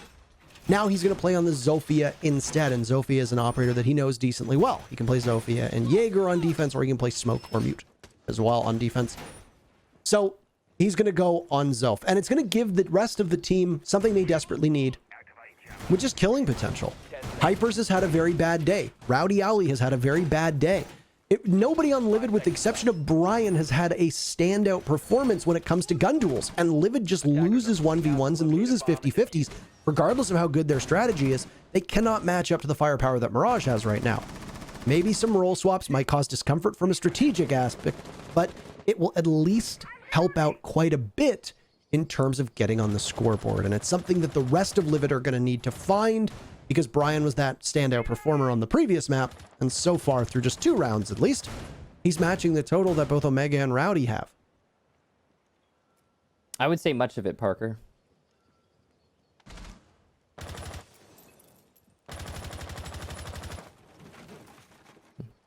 Zilch going to be bandit tricking here on the statuary wall. It's going to be difficult for Zigolo to get past that, given the lineup we have here on Livid. They're probably going to need to clear from below. Brian's doing just that right now, though, as you can see. He's being droned in, I believe, and assisted by Rowdy Owly, who's going to be holding on to the supply room. Omega will buck from below. That's going to get rid of the bandit batteries and the bandit himself. But they're trying to see if they can get the kill on the bandit. It's cool to get the batteries off the wall and allow the wall to get opened up, but it's even cooler to get a frag in the process. So they're biding their time. No rush here. Here comes the call and the mark. There comes the buck. But the kill does not come out. Neither do the batteries get destroyed. And in fact, a challenge from Zilchi will result in at least a little bit of damage onto Omega. That's solid. A possible re-engagement here now as well, as the bandit is looking for more. We'll have to guard over those bandit batteries like a mother hen. Bomb located by attackers. Now falling off the position is Omega, still from below, and more destruction work going onto the floor underneath Zilchi, this time at the hands of Brian as he uses one of the explosives from the lifeline. All the while that this is happening, the remaining members of Mirage are not really feeling any pressure, and there's a minute left, so Livid can't get too focused on one particular angle. Out tosses a grenade and nearly losing his life is Hypers as he primes another frag grenade with Rowdy Owly on the window. They'll both cover the same angle into Astronomy. Flynn, who'd been pushed off of Astro desk, will throw out one gas canister on retreat and then watch the doorway into Master. He's positioned with Zilchi as loading starts things off and is now sitting in the body of the buck. Can't flick fast enough onto Brian. Does a substantial amount of damage, but nowhere near enough. 30 seconds remaining with Mirage and Livid now in a 4v4. But the problem is that Livid are going to have to take out the remaining members of Mirage before getting the plant down. Flynn, one of his own, onto Hypers, as we also see Quartz playing down below. A second for Flynn. He'll now look towards the breach hole and might have for a second seen a member of Livid, but can't follow up. Grenade snatched out of the sky right in front of his very eyes, and it's Brian now in a 1v4. Ascending Astro stairs, he'll be tucked into bed by Flynn. A 3K in Astronomy, and Livid is left seeing stars as Mirage takes round number 2. Flynn sure is landing his shots here in this match, and as is the rest of Mirage. It's been a really solid overall hold of most of these sites. In fact, I might have suggested that Kitchen could have been won there by Mirage. But not so. Speaking of, we'll go back to that bomb site. Most of that last round, I think, comes down to how much time Livid invested into getting the batteries from below. I mean, they got the batteries, but almost half the round was expended trying to clear out underneath, open up the floor. Even Omega lost some HP as they did just that. So a heavy investment and far more time used up on that clear underneath than was necessary. And in fact, actually, look at this. It's going to be not kitchen, but rather library and living room. This is neat. I love seeing stuff like this.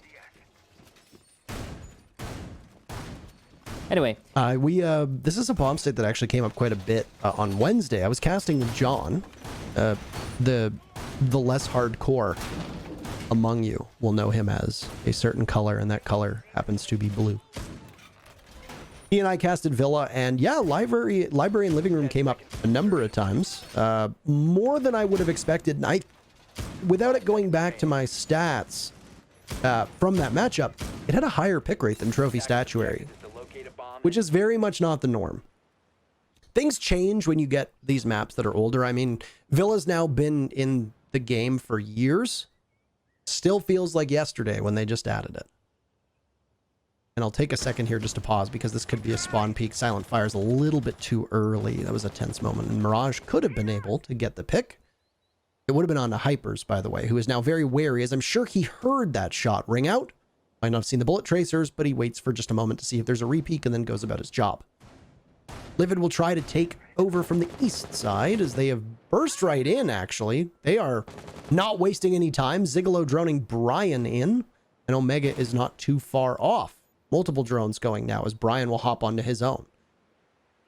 You can see from Mirage, there's only one body on their team that's even remotely close to the positioning of Livid. Zilchi lurks downstairs. He can head up through pantry and possibly catch somebody from Livid off guard. Of course, the one thing that we'll have to see is whether there was an air jab positioned, as the Nomad of Rowdy Owly is not too far off of Zilchi's position. So far, doesn't sound like it. No, there is. There is, in fact, a Nomad somewhere in supply. Now, Zilchi doesn't need to rush. He can take his time to figure out where that air jab is and then go for the flank, as there's nobody actually near the jab. He finds it, shoots it. Opportunity. Nobody. Oh, somebody might have heard that, actually. It appeared that Brian might have heard it. And yes, indeed, Rowdy Owly positions a drone and calls out Zilchi's location. So, they will not let Zilchi get the flank. Great ears there on Brian to call that out for his team. And Livid will be able to confront these defenders much more directly as a result.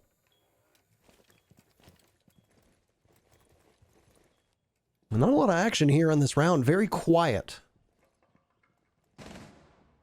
As Livid, I think, are trying their best not to get into engagements unnecessarily on this map. And it's something that we've seen quite a bit from them. Some hesitation on their end.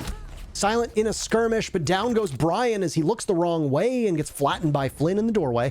Looked like Flynn was going to be able to get Rowdy Owly, but it's Quartz to do it instead. So Mirage are just running all over the place on this map and literally just flattening Mirage, or flattening any hopes of Livid. There's one kill from Livid's side onto Quartz, but still 4 remain on Mirage. Now some damage from Zigolo as he's not able to do too much, losing most of his HP in the process, leaving Omega as the only remaining member with any real chance here of surviving a gunfight. He takes out loading, but Zilchi from above finishes him off. A tiny bit of HP for the ace of Zigolo, and he's going nowhere in a hurry. Another pretty good round for Flynn. You go, Rob. Who says casters can't play? 3 in a row for Mirage as they've now completed a cycle and won the living room library bomb site, which we don't see all that much of. Yeah, you're great, Rob. Good job. Aviator Games, the next defense here for Mirage. They are Hold on. What? Were you mocking him? No. I feel like you were mocking him. No.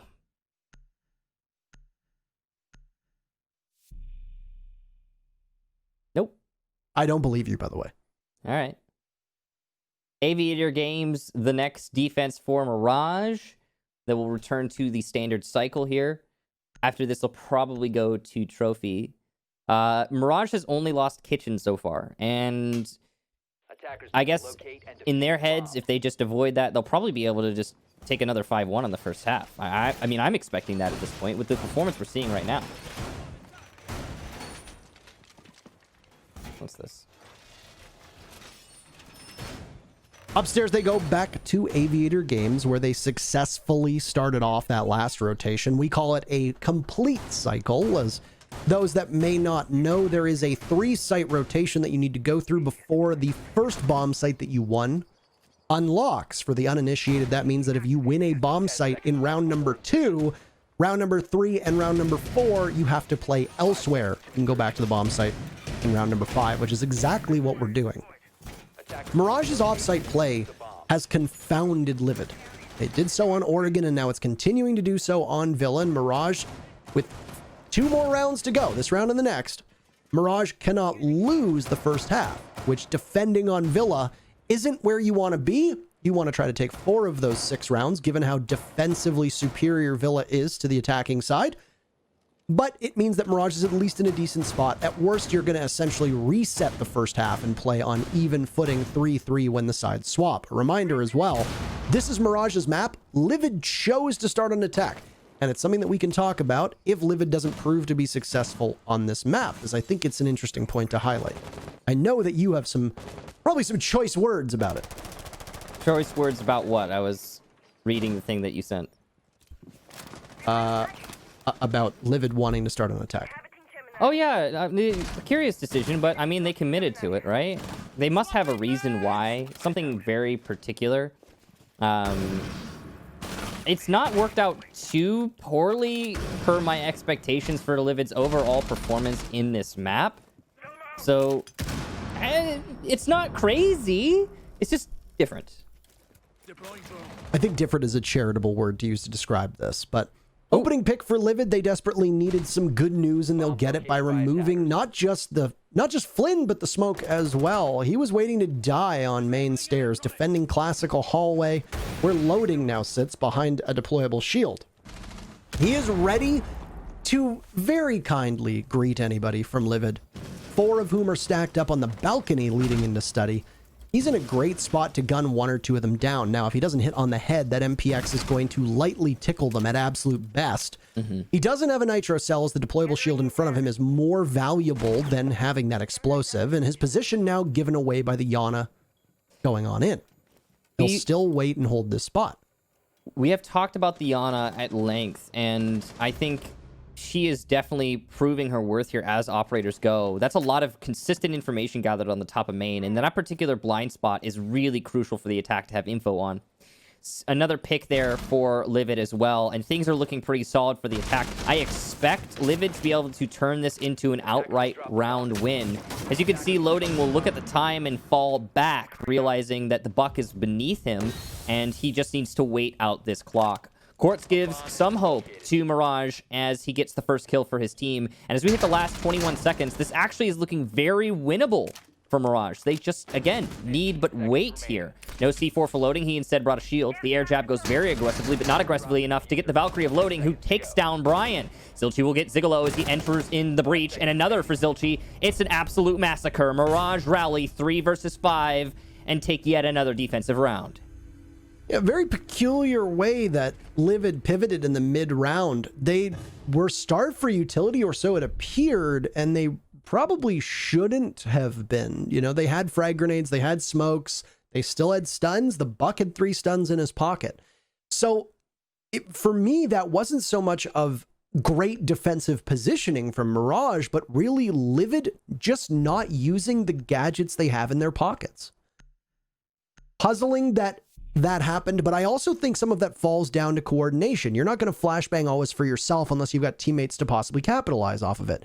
You're not going to smoke for yourself unless there's some proper coverage. I mean, you can, but most structured and disciplined team will have an idea of where those flashbangs are going to go. And there's a funny story, actually, that Shas, the coach of G2, talked about when Fabian was on the team. I fondly remember Shas talking about how he and Fabian had a 40-minute argument about the angle at which you wanted to throw a single flashbang into the room to try and stun the defender that they knew that was going to be in there when they were looking to counter strat another team. Well, it's very important, actually.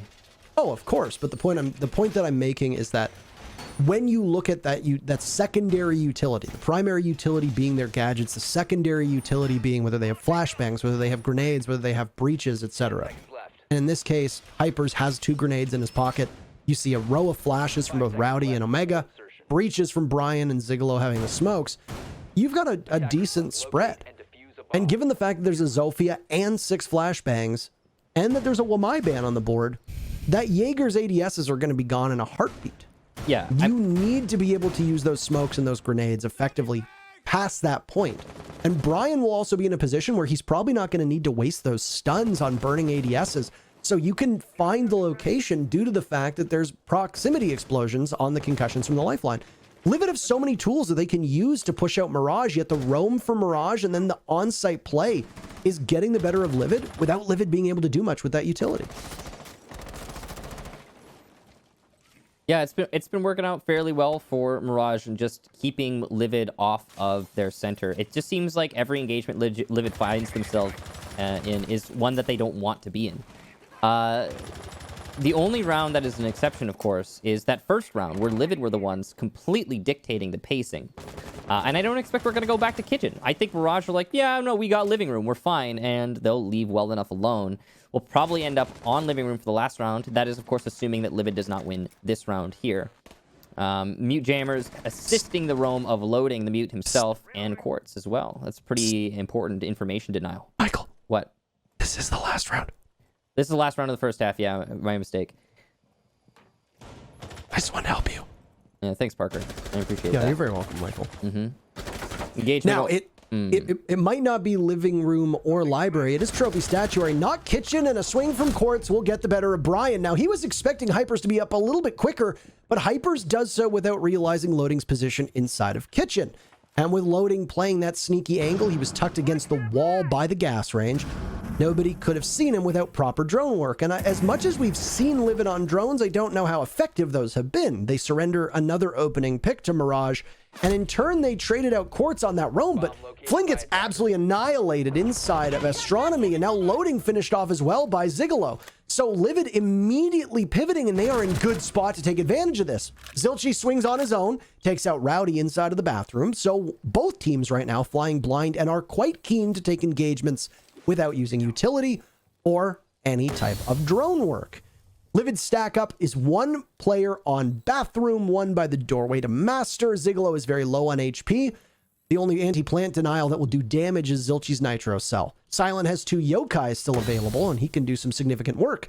Zilchi positions himself down below with a Nitro Cell in hand, and there's the Yokai to give information and calls. They'll be able to ping away as you see the second Yokai now goes in, waiting to see where his positioning is. It's not being marked effectively, and they might be able to get this plan down. 10 seconds left. The Yokai's not going in the place that they want them to. You just need to wait. Timer was 8 seconds. Hit it once. That's all it takes. Forcing him off. And if they can't find the Yokai in time, that'll be it. They don't get it. Oh, they try to shoot it.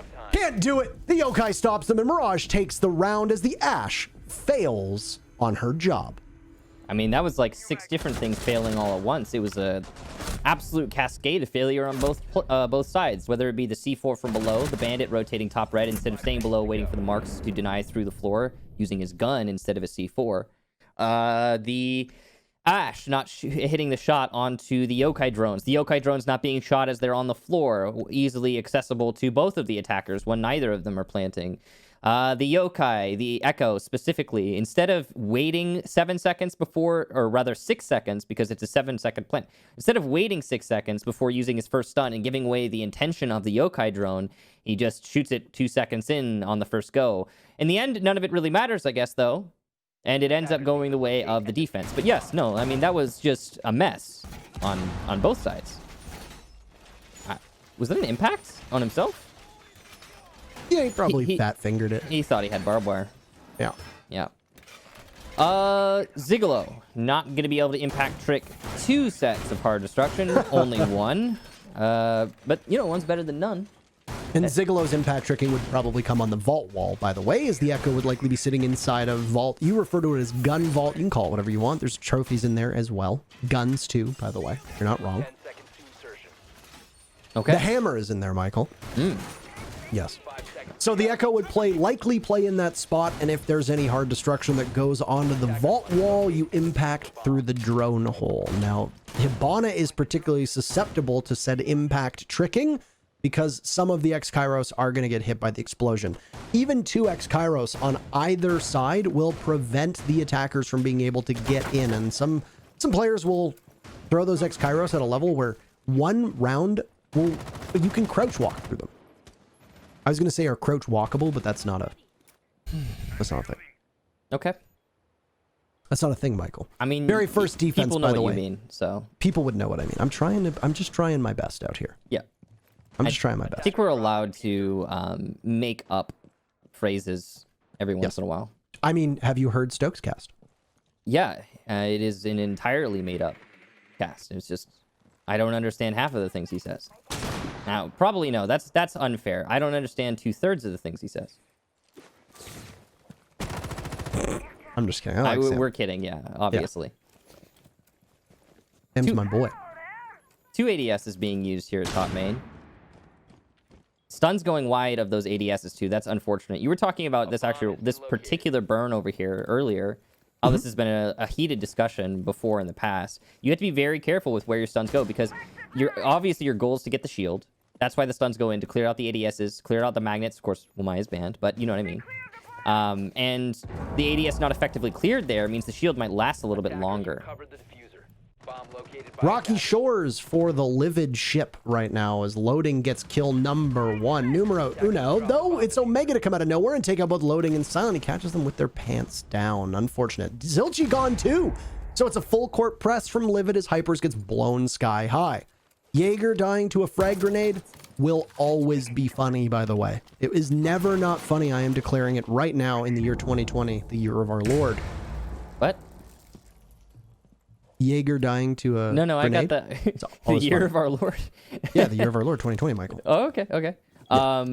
Yeah, please get with it. Hypers has only gotten 1 kill this entire match as well. He's been having a really bad time of it. You mentioned this earlier. The fact that he's doing so on fragging rolls is pretty bad. But, you know, it doesn't matter right this minute because Livid still in the driver's seat. They do have the advantage right now. That's great information, though, for Quartz, as he's put the drone inside of Study. That's going to allow one of his teammates to call out the presence in Study. Now, what these 2 attackers do not know is that there is a yokai drone above them, and there's absolutely no chance they're going to be able to plant with the C4 from below as well. Omega gets his 3rd kill. The push in is stopped by Zigalo, and Livid get a very solid defense there on Aviator, as opposed to a soft defense. The Malusi of Omega. That was the big play in the story of the round, coming in huge. After Mirage had got that opening pick, I think they felt a little bit more confidence and thought they had a greater grasp on map control than they actually did. And it was what ended up catching both Silent and Loading as they tried to barrel their way out of the main stairs. Now, we talked about how important it is to get control of main stairs. We've talked about holding control on the, what would you call it, classical hallway, the portion of the top main stairs where the deployable shield is going to be, and then also keeping control of Study, as Study is so crucial with the way a lot of teams want to take Aviator games nowadays. Those Study walls lead into both the bomb sites, and it's really the only other way in if you're not going to go through the vault. Once they had it, they gave it up, though. Mirage snatched it by getting that opening pick, and then the moment they rotated, they got caught. Now, I don't know how early that call had gone out to the Malusi of Omega, but it was the right call nonetheless. And then Mirage scrambled and got pounced upon yet again, Zilchi dying. And at that point, you're left with Quartz and Flynn. Very limited utility in that round to attack a very barricaded and fortified bomb site. Not a lot for you to go off of. And we've talked about how strategic a map like Villa is. You can't really commit to the same level of pugilism on it that you can on a map like Coastline, or you can on a map like Oregon, or even Consulate. People are bringing out fisticuffs in Siege now? Yeah, Michael, actually the newest update removes guns from every operator, and it's just bare knuckle boxing. They all have to throw down. Literally. Wow. Oh, that's something. I'm actually kind of excited for that. I'm not gonna lie. We could use a paradigm shift like that in Siege. I feel like it's the meta change that we've been needing Yeah. for quite a while. And wanting. Could you imagine? You just Yeah. have to run up to them and you have to give it to them. Give them the goods. I could imagine, and I think it would be pretty awesome. I think Oryx would do really well. Oh. Yeah. He'd probably be one of the main operators. Yeah, I feel like he'd be great. Sledge? Oh, yeah, for sure. Sledge would be a number one. Now you got me thinking about it. Actually, well, not Brian, evidently, on Smoke, as he's been taken out, actually. Second round in a row, by the way, that Brian has been the opening death for his team. Brian, in terms of stats, has not had the same map that he had on Oregon. It's been Omega who stepped up in terms of the scoreboard, and that's okay. Livid need to find a lot of depth in order to keep this going. That is a Malusi gadget you were trying to shoot with your pistol, by the way. It is bulletproof. Is that not? No, that's not a Malusi. What is that? I actually Oh, didn't it's an see. ADS?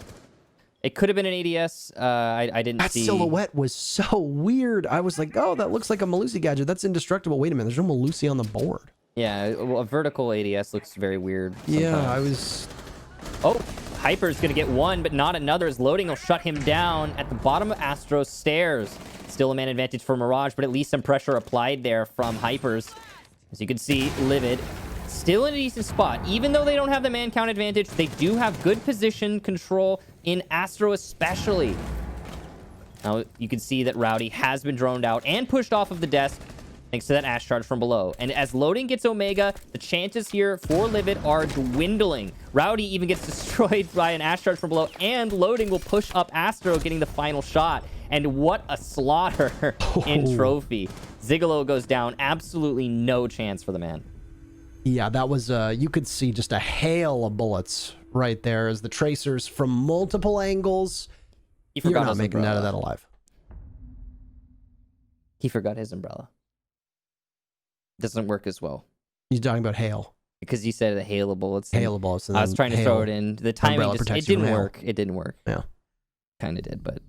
I mean, you miss 100% of the shots you don't take. Yeah, it's true.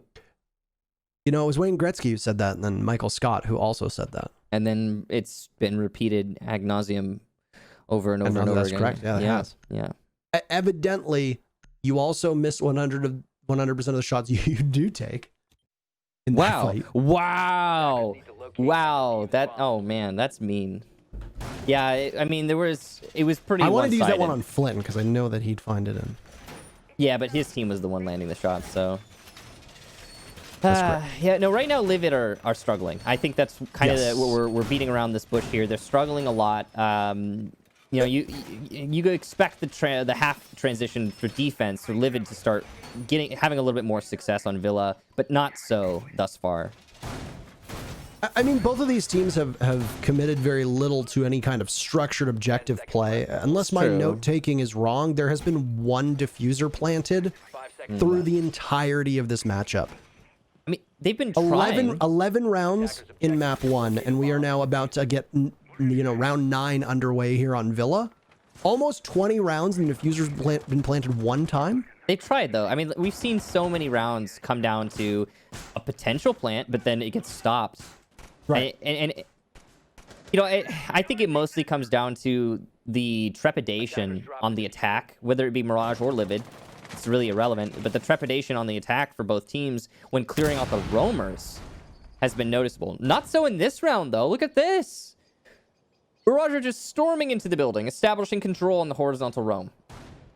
Yeah, they're not, they don't really need to worry too much. You've got a lot of room for error here, and I mean, obviously no discrediting Livid, but with the way Livid has played and the way that they kind of warmed up on Oregon, you still need to be apprehensive about letting your opponent get back in the game mentally. There is no momentum system in Rainbow Six Siege outside of a site rotation for the defenders.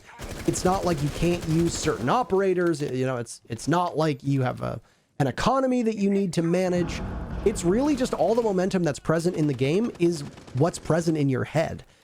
And a team like Livid, I would imagine, they're probably not in the best mental headspace right now. They will at least get a little bit of a shot in the arm as Hypers takes out Silent.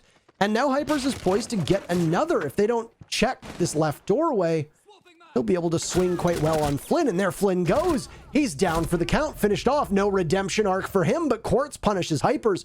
Still, the Jaeger, who has been relatively quiet so far today, finds 2 very important picks.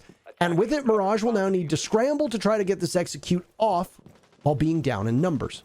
Yeah, that's huge for Hypers. That's not just your roamer picking up 2 crucial frags. That's your anchor that's been tied around your leg suddenly untying itself. That's fantastic for Livid, and they should be able to turn that into a round win. It looks like it's going to spiral out of control as Quartz eats a lot of damage, and Brian takes down loading as well as Quartz.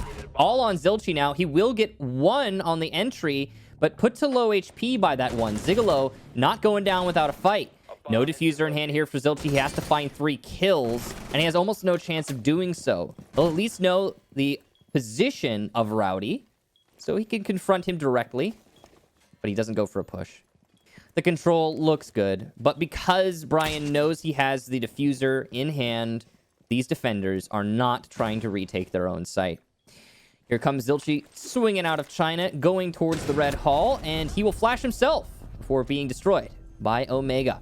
Livid pick up a solid hold on Kitchen, and I still cannot shake saying that word. Every win is solid, Parker. Every single one. Every single one. No soft wins. No soft holds. Only solids. Michael, I don't believe in liquids. Michael, you need to call our good friend Stu Arduin, and you need to inquire about skincare routines so that you can embrace the softness. Do you mean lore? They're both great, actually. Yeah, they I mean, both know a thing or two about skincare. I feel like I want to say, because I'm not 100% sure about this relationship dynamic, but I want to say that Lore is the guru here. I mean, this is going to become a point of contention, and you might be breeding conflict in the Ubisoft workplace between 2 coworkers, and you might not even be thinking about it right now. You know what? I think pitting Lore and Stu against one another. They need to have For those that don't know, they are both Ubisoft employees, and they are both very serious about skincare. Nobody knows it better. We need to see a contest. That's what I'm calling for right now. I think that they need to have a competition, and I would like to know which of them knows skin routines better. And we're not joking though. They actually know a lot. They're pretty serious about it. Yeah. Yes. Kind of like. But if you're going to call everything a solid, then you need to talk about how soft it is as well. Yeah, of course. Or if we're casting LATAM instead of solid, you say liquid. Yeah. I mean, if the case were that we were casting liquid, then yeah. Then you, instead of saying solid, you say liquid. Because liquid, yeah.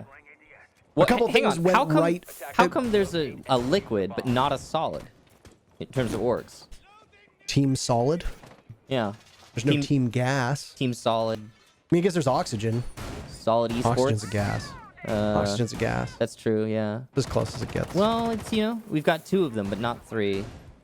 Michael, we can't talk about this any longer because 1 or 2 people are going to get very upset that we've gone off topic, and we are having fun. Casters are not allowed to have fun, by the way. I forgot about that. I'm sorry. You were going to say Great tweet how from Desert Shoot Livid are defending on Aviator. I did not see it. What did he say? Oh, he just said that casters can't have fun. There's no room for banter, blah, blah, blah, blah, which is it's facts. Yeah, I mean, we are not allowed to joke. We are not humans. We are professional kill feed readers. Yeah, that's our job. And read the kill feed, casters. Don't deviate from the script. Yes. Zigalo kills Flynn. Wait. Really? I don't know. We're about to. I mean, are you ahead of me? We're about to find out. I mean, they are engaging each other. The C4 goes out. Misses. Yeah. Stuns will not miss the. Okay, that one. Oh boy. And Flynn does that all over the wall. Oh, almost. He goes all over the wall. Flynn missed every shot he took. Man, I should have saved that comment about you miss 100% of the shots you don't take. Oh, no, it was perfect. Because I would have said Flynn in that case missed 100% of the shots he did take. Grenade from Quartz lands. Zigalo was not long for this earth. He got pushed out of study. He barely made it back into the bomb site before he was removed. This leaves the next one on deck to be the Ella of Omega. And there goes the grenade, but it won't do any damage. I don't even think it... Nope, it did not get the deployable shield that was in their line of sight. A strong position for Omega, but keep in mind that Scorpion after the 6th bullet basically becomes uncontrollable. It's like a mechanical bull in gun form.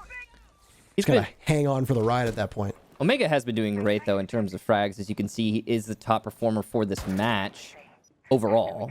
But his team has not been meeting that success in round count. And as Hypers goes down, he's not going to have the same miracle round he had last time. And, well, it's certainly looking strong for Mirage. Rowdy will get loading, though. That's big. And possibly a second, but no. Silent shuts him down. Great reaction there from Silent. And Omega now has to pull double duty. Not only holding the top of the main stairs, but also... or rather the red stairs, but also 90. Not easy to do. And he won't even get one of those angles. Quartz on the entry gets Omega. It's all on Brian, one of the newest members. He'll be shut down by Zilchi swinging wide. And Mirage will take the series in a 2-0. Flynn, obviously, I think what Flynn just said was... If I was translating him correctly... I believe you were. Yeah, I think that's what right. Flynn... I think that's what Flynn just said. I can absolutely not read lips, but I'm pretty sure that's what he said as well. Yeah. I'm not sure. I'm not entirely sure. I'm not a professional lip readologist, but we'll bring Jackie in, by the way. We'll see if she has any maybe greater insight into the things that Flynn was saying. Reader. Lip readologist. There's got to be an actual name. There's got to be an actual name. Let's bring Jackie in, please, dear God. I want you to do that beep thing when I talk. We can only do it for This is all I us. hear when you speak. Hi. Jackie starts speaking and I just hear. What's going on? Oh my. That's all. Aw, that's fun. I like that thing. Anyways, moving on. I'm very distracted. But yes, map 2. Villa 7-3 going to Mirage. They take this match against Livid. Kind of a fast one there. Kix, I'm going to start with you. Can you talk to me about why you think Livid decided to start an attack? I heard you all bantering about that a little bit. And I thought... you guys are kind of funny. Intero thought that it was kind of a strange decision. I have absolutely no idea, Jackie. Okay. I wouldn't have chosen to start on Attack of Villa either. One thing I will say is we did see the attacker bans be not that bad for the attack. I mean, we've seen Villas, as I mentioned in the lead-in, we've seen Villas with Satcher and Maverick banned out, and that makes for an absolutely one-sided defense-favored Villa. But I think with the bans playing out the way they did, it's one of those could go either way kind of advantages. And it's not a terrible decision. I wouldn't necessarily agree with it, but it's not a terrible decision. I mean, overall, Villa right now is like around a 50% win rate for the defense. So, yeah. Okay, so you're mixed on it. Intero, on the other hand, wasn't really a fan of that decision. But Intero, let's bring it over to you. Kix was talking about, I think he said the trepidation on attack, and I wanted to pick your brain on how you thought this affected these teams. I'm sorry, say that again. Kix said something like both of these teams, that there seemed to be a trepidation when it came to attack. And so I wanted to pick your brain about how that impacts a team, how that had an effect on these teams. I mean, I Does that make sense the second time around? I was trying to express that they were slow on the clear for the roamers. I mean, yeah, I was trying to piece that one together. Gosh, okay. The first time you said it, and I was like, is my brain salad right now? Like, is it, It is Friday, everybody. Yeah, Friday, got to get I think that messed up on Friday. We've talked about this quite a lot, is that especially for newer teams, there are much more default defender strats than there are default attacker strats. And especially when teams roam differently or roam aggressively, more passively, maybe more actively engaging in, a style of roam where they're not just designed to try to waste your utility and drones, they're actually going for blood, then you have to deal with that a different way as an attacker than you do a more passive roam where, you are the one who's going to be hunting them rather than the other way around. I think for both of these teams, I think Mirage was a lot better structured on their attacks. Obviously, they had some issues with communication, as any newer teams are going to do. And I know it sounds silly because Mirage has been together for probably 4 months at this point, give or take. They're still a relatively new team. They're still adapting to a meta shakeup that just took place a couple weeks ago. They're still adapting to teams that they're playing against, improving, changing things around. So when you look at that trepidation, it just comes from needing more time. You need to learn the maps better. You need to learn some of the bomb sites better. You need to learn the meta a little bit better. For Livid, they just made 2 big roster changes. They made role swaps in the middle of Villa, so there's obviously a lot that they're still working on. that would explain why there was more reluctance on their part to enter as aggressively as you saw Mirage do. Your answer is so thrilling that it has made Kix just break into dance in Terra. I don't know what you're talking about. Yes, I don't even know if it was I the did no such Dougie. thing. It was some sort of dance move the entire time you were Nope. giving us your exceptional answer. Didn't happen. My goodness, we're going off the rails here. Okay, so gentlemen, we're through stage 1 and now we're into stage 2, and we have been able to see all of the teams in the Canada division now. I just kind of want to see, what are you thinking these teams need to work on? What do you want to encourage these teams to do to be successful now that we've kind of gotten a peek of them now? And I'll go to Kix. No dancing right now, only answering. Okay, thank you. Appreciate it, Teach. I think Mirage is on the right path. I think that they're doing a great job so far. I really loved what I was seeing for Mirage's roam specifically. So I just want to give credit where credit is due here. Mirage is looking solid, and I think that they're learning a lot from the experience that they've gained in recent history, and turning that into serious, trackable forward progress, especially on Oregon. Oregon was a leaps and bounds better than it had ever been for them in the past. That was the map that was cripplingly bad for them in stage 1, and I'm just really happy to see them turn that around now in stage 2. I think on the other side for Livid, they were looking really good, especially with the new roster. I think Brian's a great addition. Give them some more time to marinate, and I think they're going to be a great squad. Aw, great answer, Kix. And this just coming in, we actually have Flynn on deck. We're ready for our interview with him, so congrats, Flynn. First win in stage 2. How you feeling, man? I'm doing good, Jackie. Thanks for having me again. Yay! Oh, we had the team cams up and you were sweating, you were into it. So just an awesome victory for y'all. I want to talk to you a little bit about what your team was doing during your time off. You just heard our casters speaking, and they definitely thought y'all looked confident and coordinated. Kick specifically talking about your improvement on Oregon. So let's just kind of go down the list of fixes that y'all have been working on.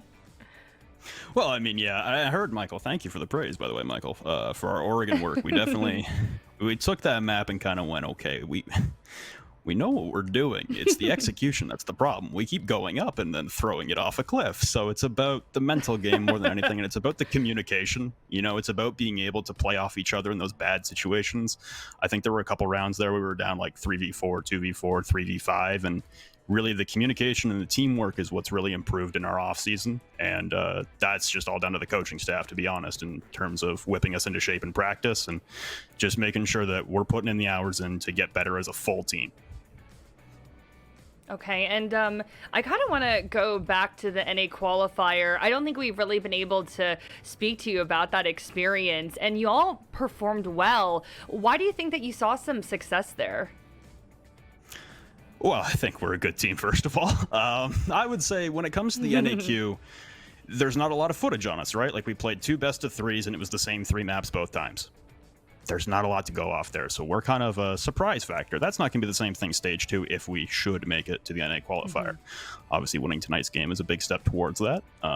But in terms of success against those higher tier US division teams, it really is about playing up tier competition and making sure that you have some stuff hidden away that, again, is going to keep throwing them off, throwing them aside, making sure that they're always second guessing. Because if they know what you're doing, and especially with these teams with their coaching staffs to be able to scout you, you have to be on your feet at all times and making changes. Okay, and looking forward, what are the goals? What do y'all want to focus on? It's just getting better every single day and win as many games as possible. Obviously, we have our schedule outlined for us. We want to make it back to that NA qualifier. We want to do better than we did last stage. We think we have the ability to be better in the NA qualifier and place better in the NA qualifier. I know it's going to ruffle some feathers, but we're confident. And I think this time in the offseason has really helped us get better as an entire unit. And really, I'm very excited for the future here. Aw, well, y'all are definitely looking sharp. Congrats again on your victory. And thank you, Flynn, so much for speaking with us. Absolutely, Jackie. Thank you. All right. Thanks, Flynn. And we're going to bring it back to our casters, Kix and Intero and Mel. Can't forget little old Mel there. But yeah, Flynn sounding very confident, but also still humbled. You know, he was like, okay, they're gonna have VOD on us. We got to be ready. So really, really nice to be able to catch up with him. But let's get to our Corsair play of the day, gentlemen. And what do you think it's going to be? Any guesses, Mel? What are you thinking, Mel? Well, I can speak for Mel and say that it's probably gonna be Brian's 3 or 4K on smoke. That's what I would guess. Okay. That's what I would guess. It could be wrong. Could be Omega playing Laundry, but that was kind of long, so I don't know. He got a 4K from Laundry though, so could be that. Mel or Kix? Let's see who is correct and roll the Corsair play of the day. Little drum roll. Mel looks scared. I don't know, Mel. Are you gonna get it right? Let's see. And Wait, what? Oh, it's Zilchi. Yes. I mean, this is a. Yeah, well, at 2K there? It's 3K? Flynn. Yeah, it was Zilchi getting the 2. Okay.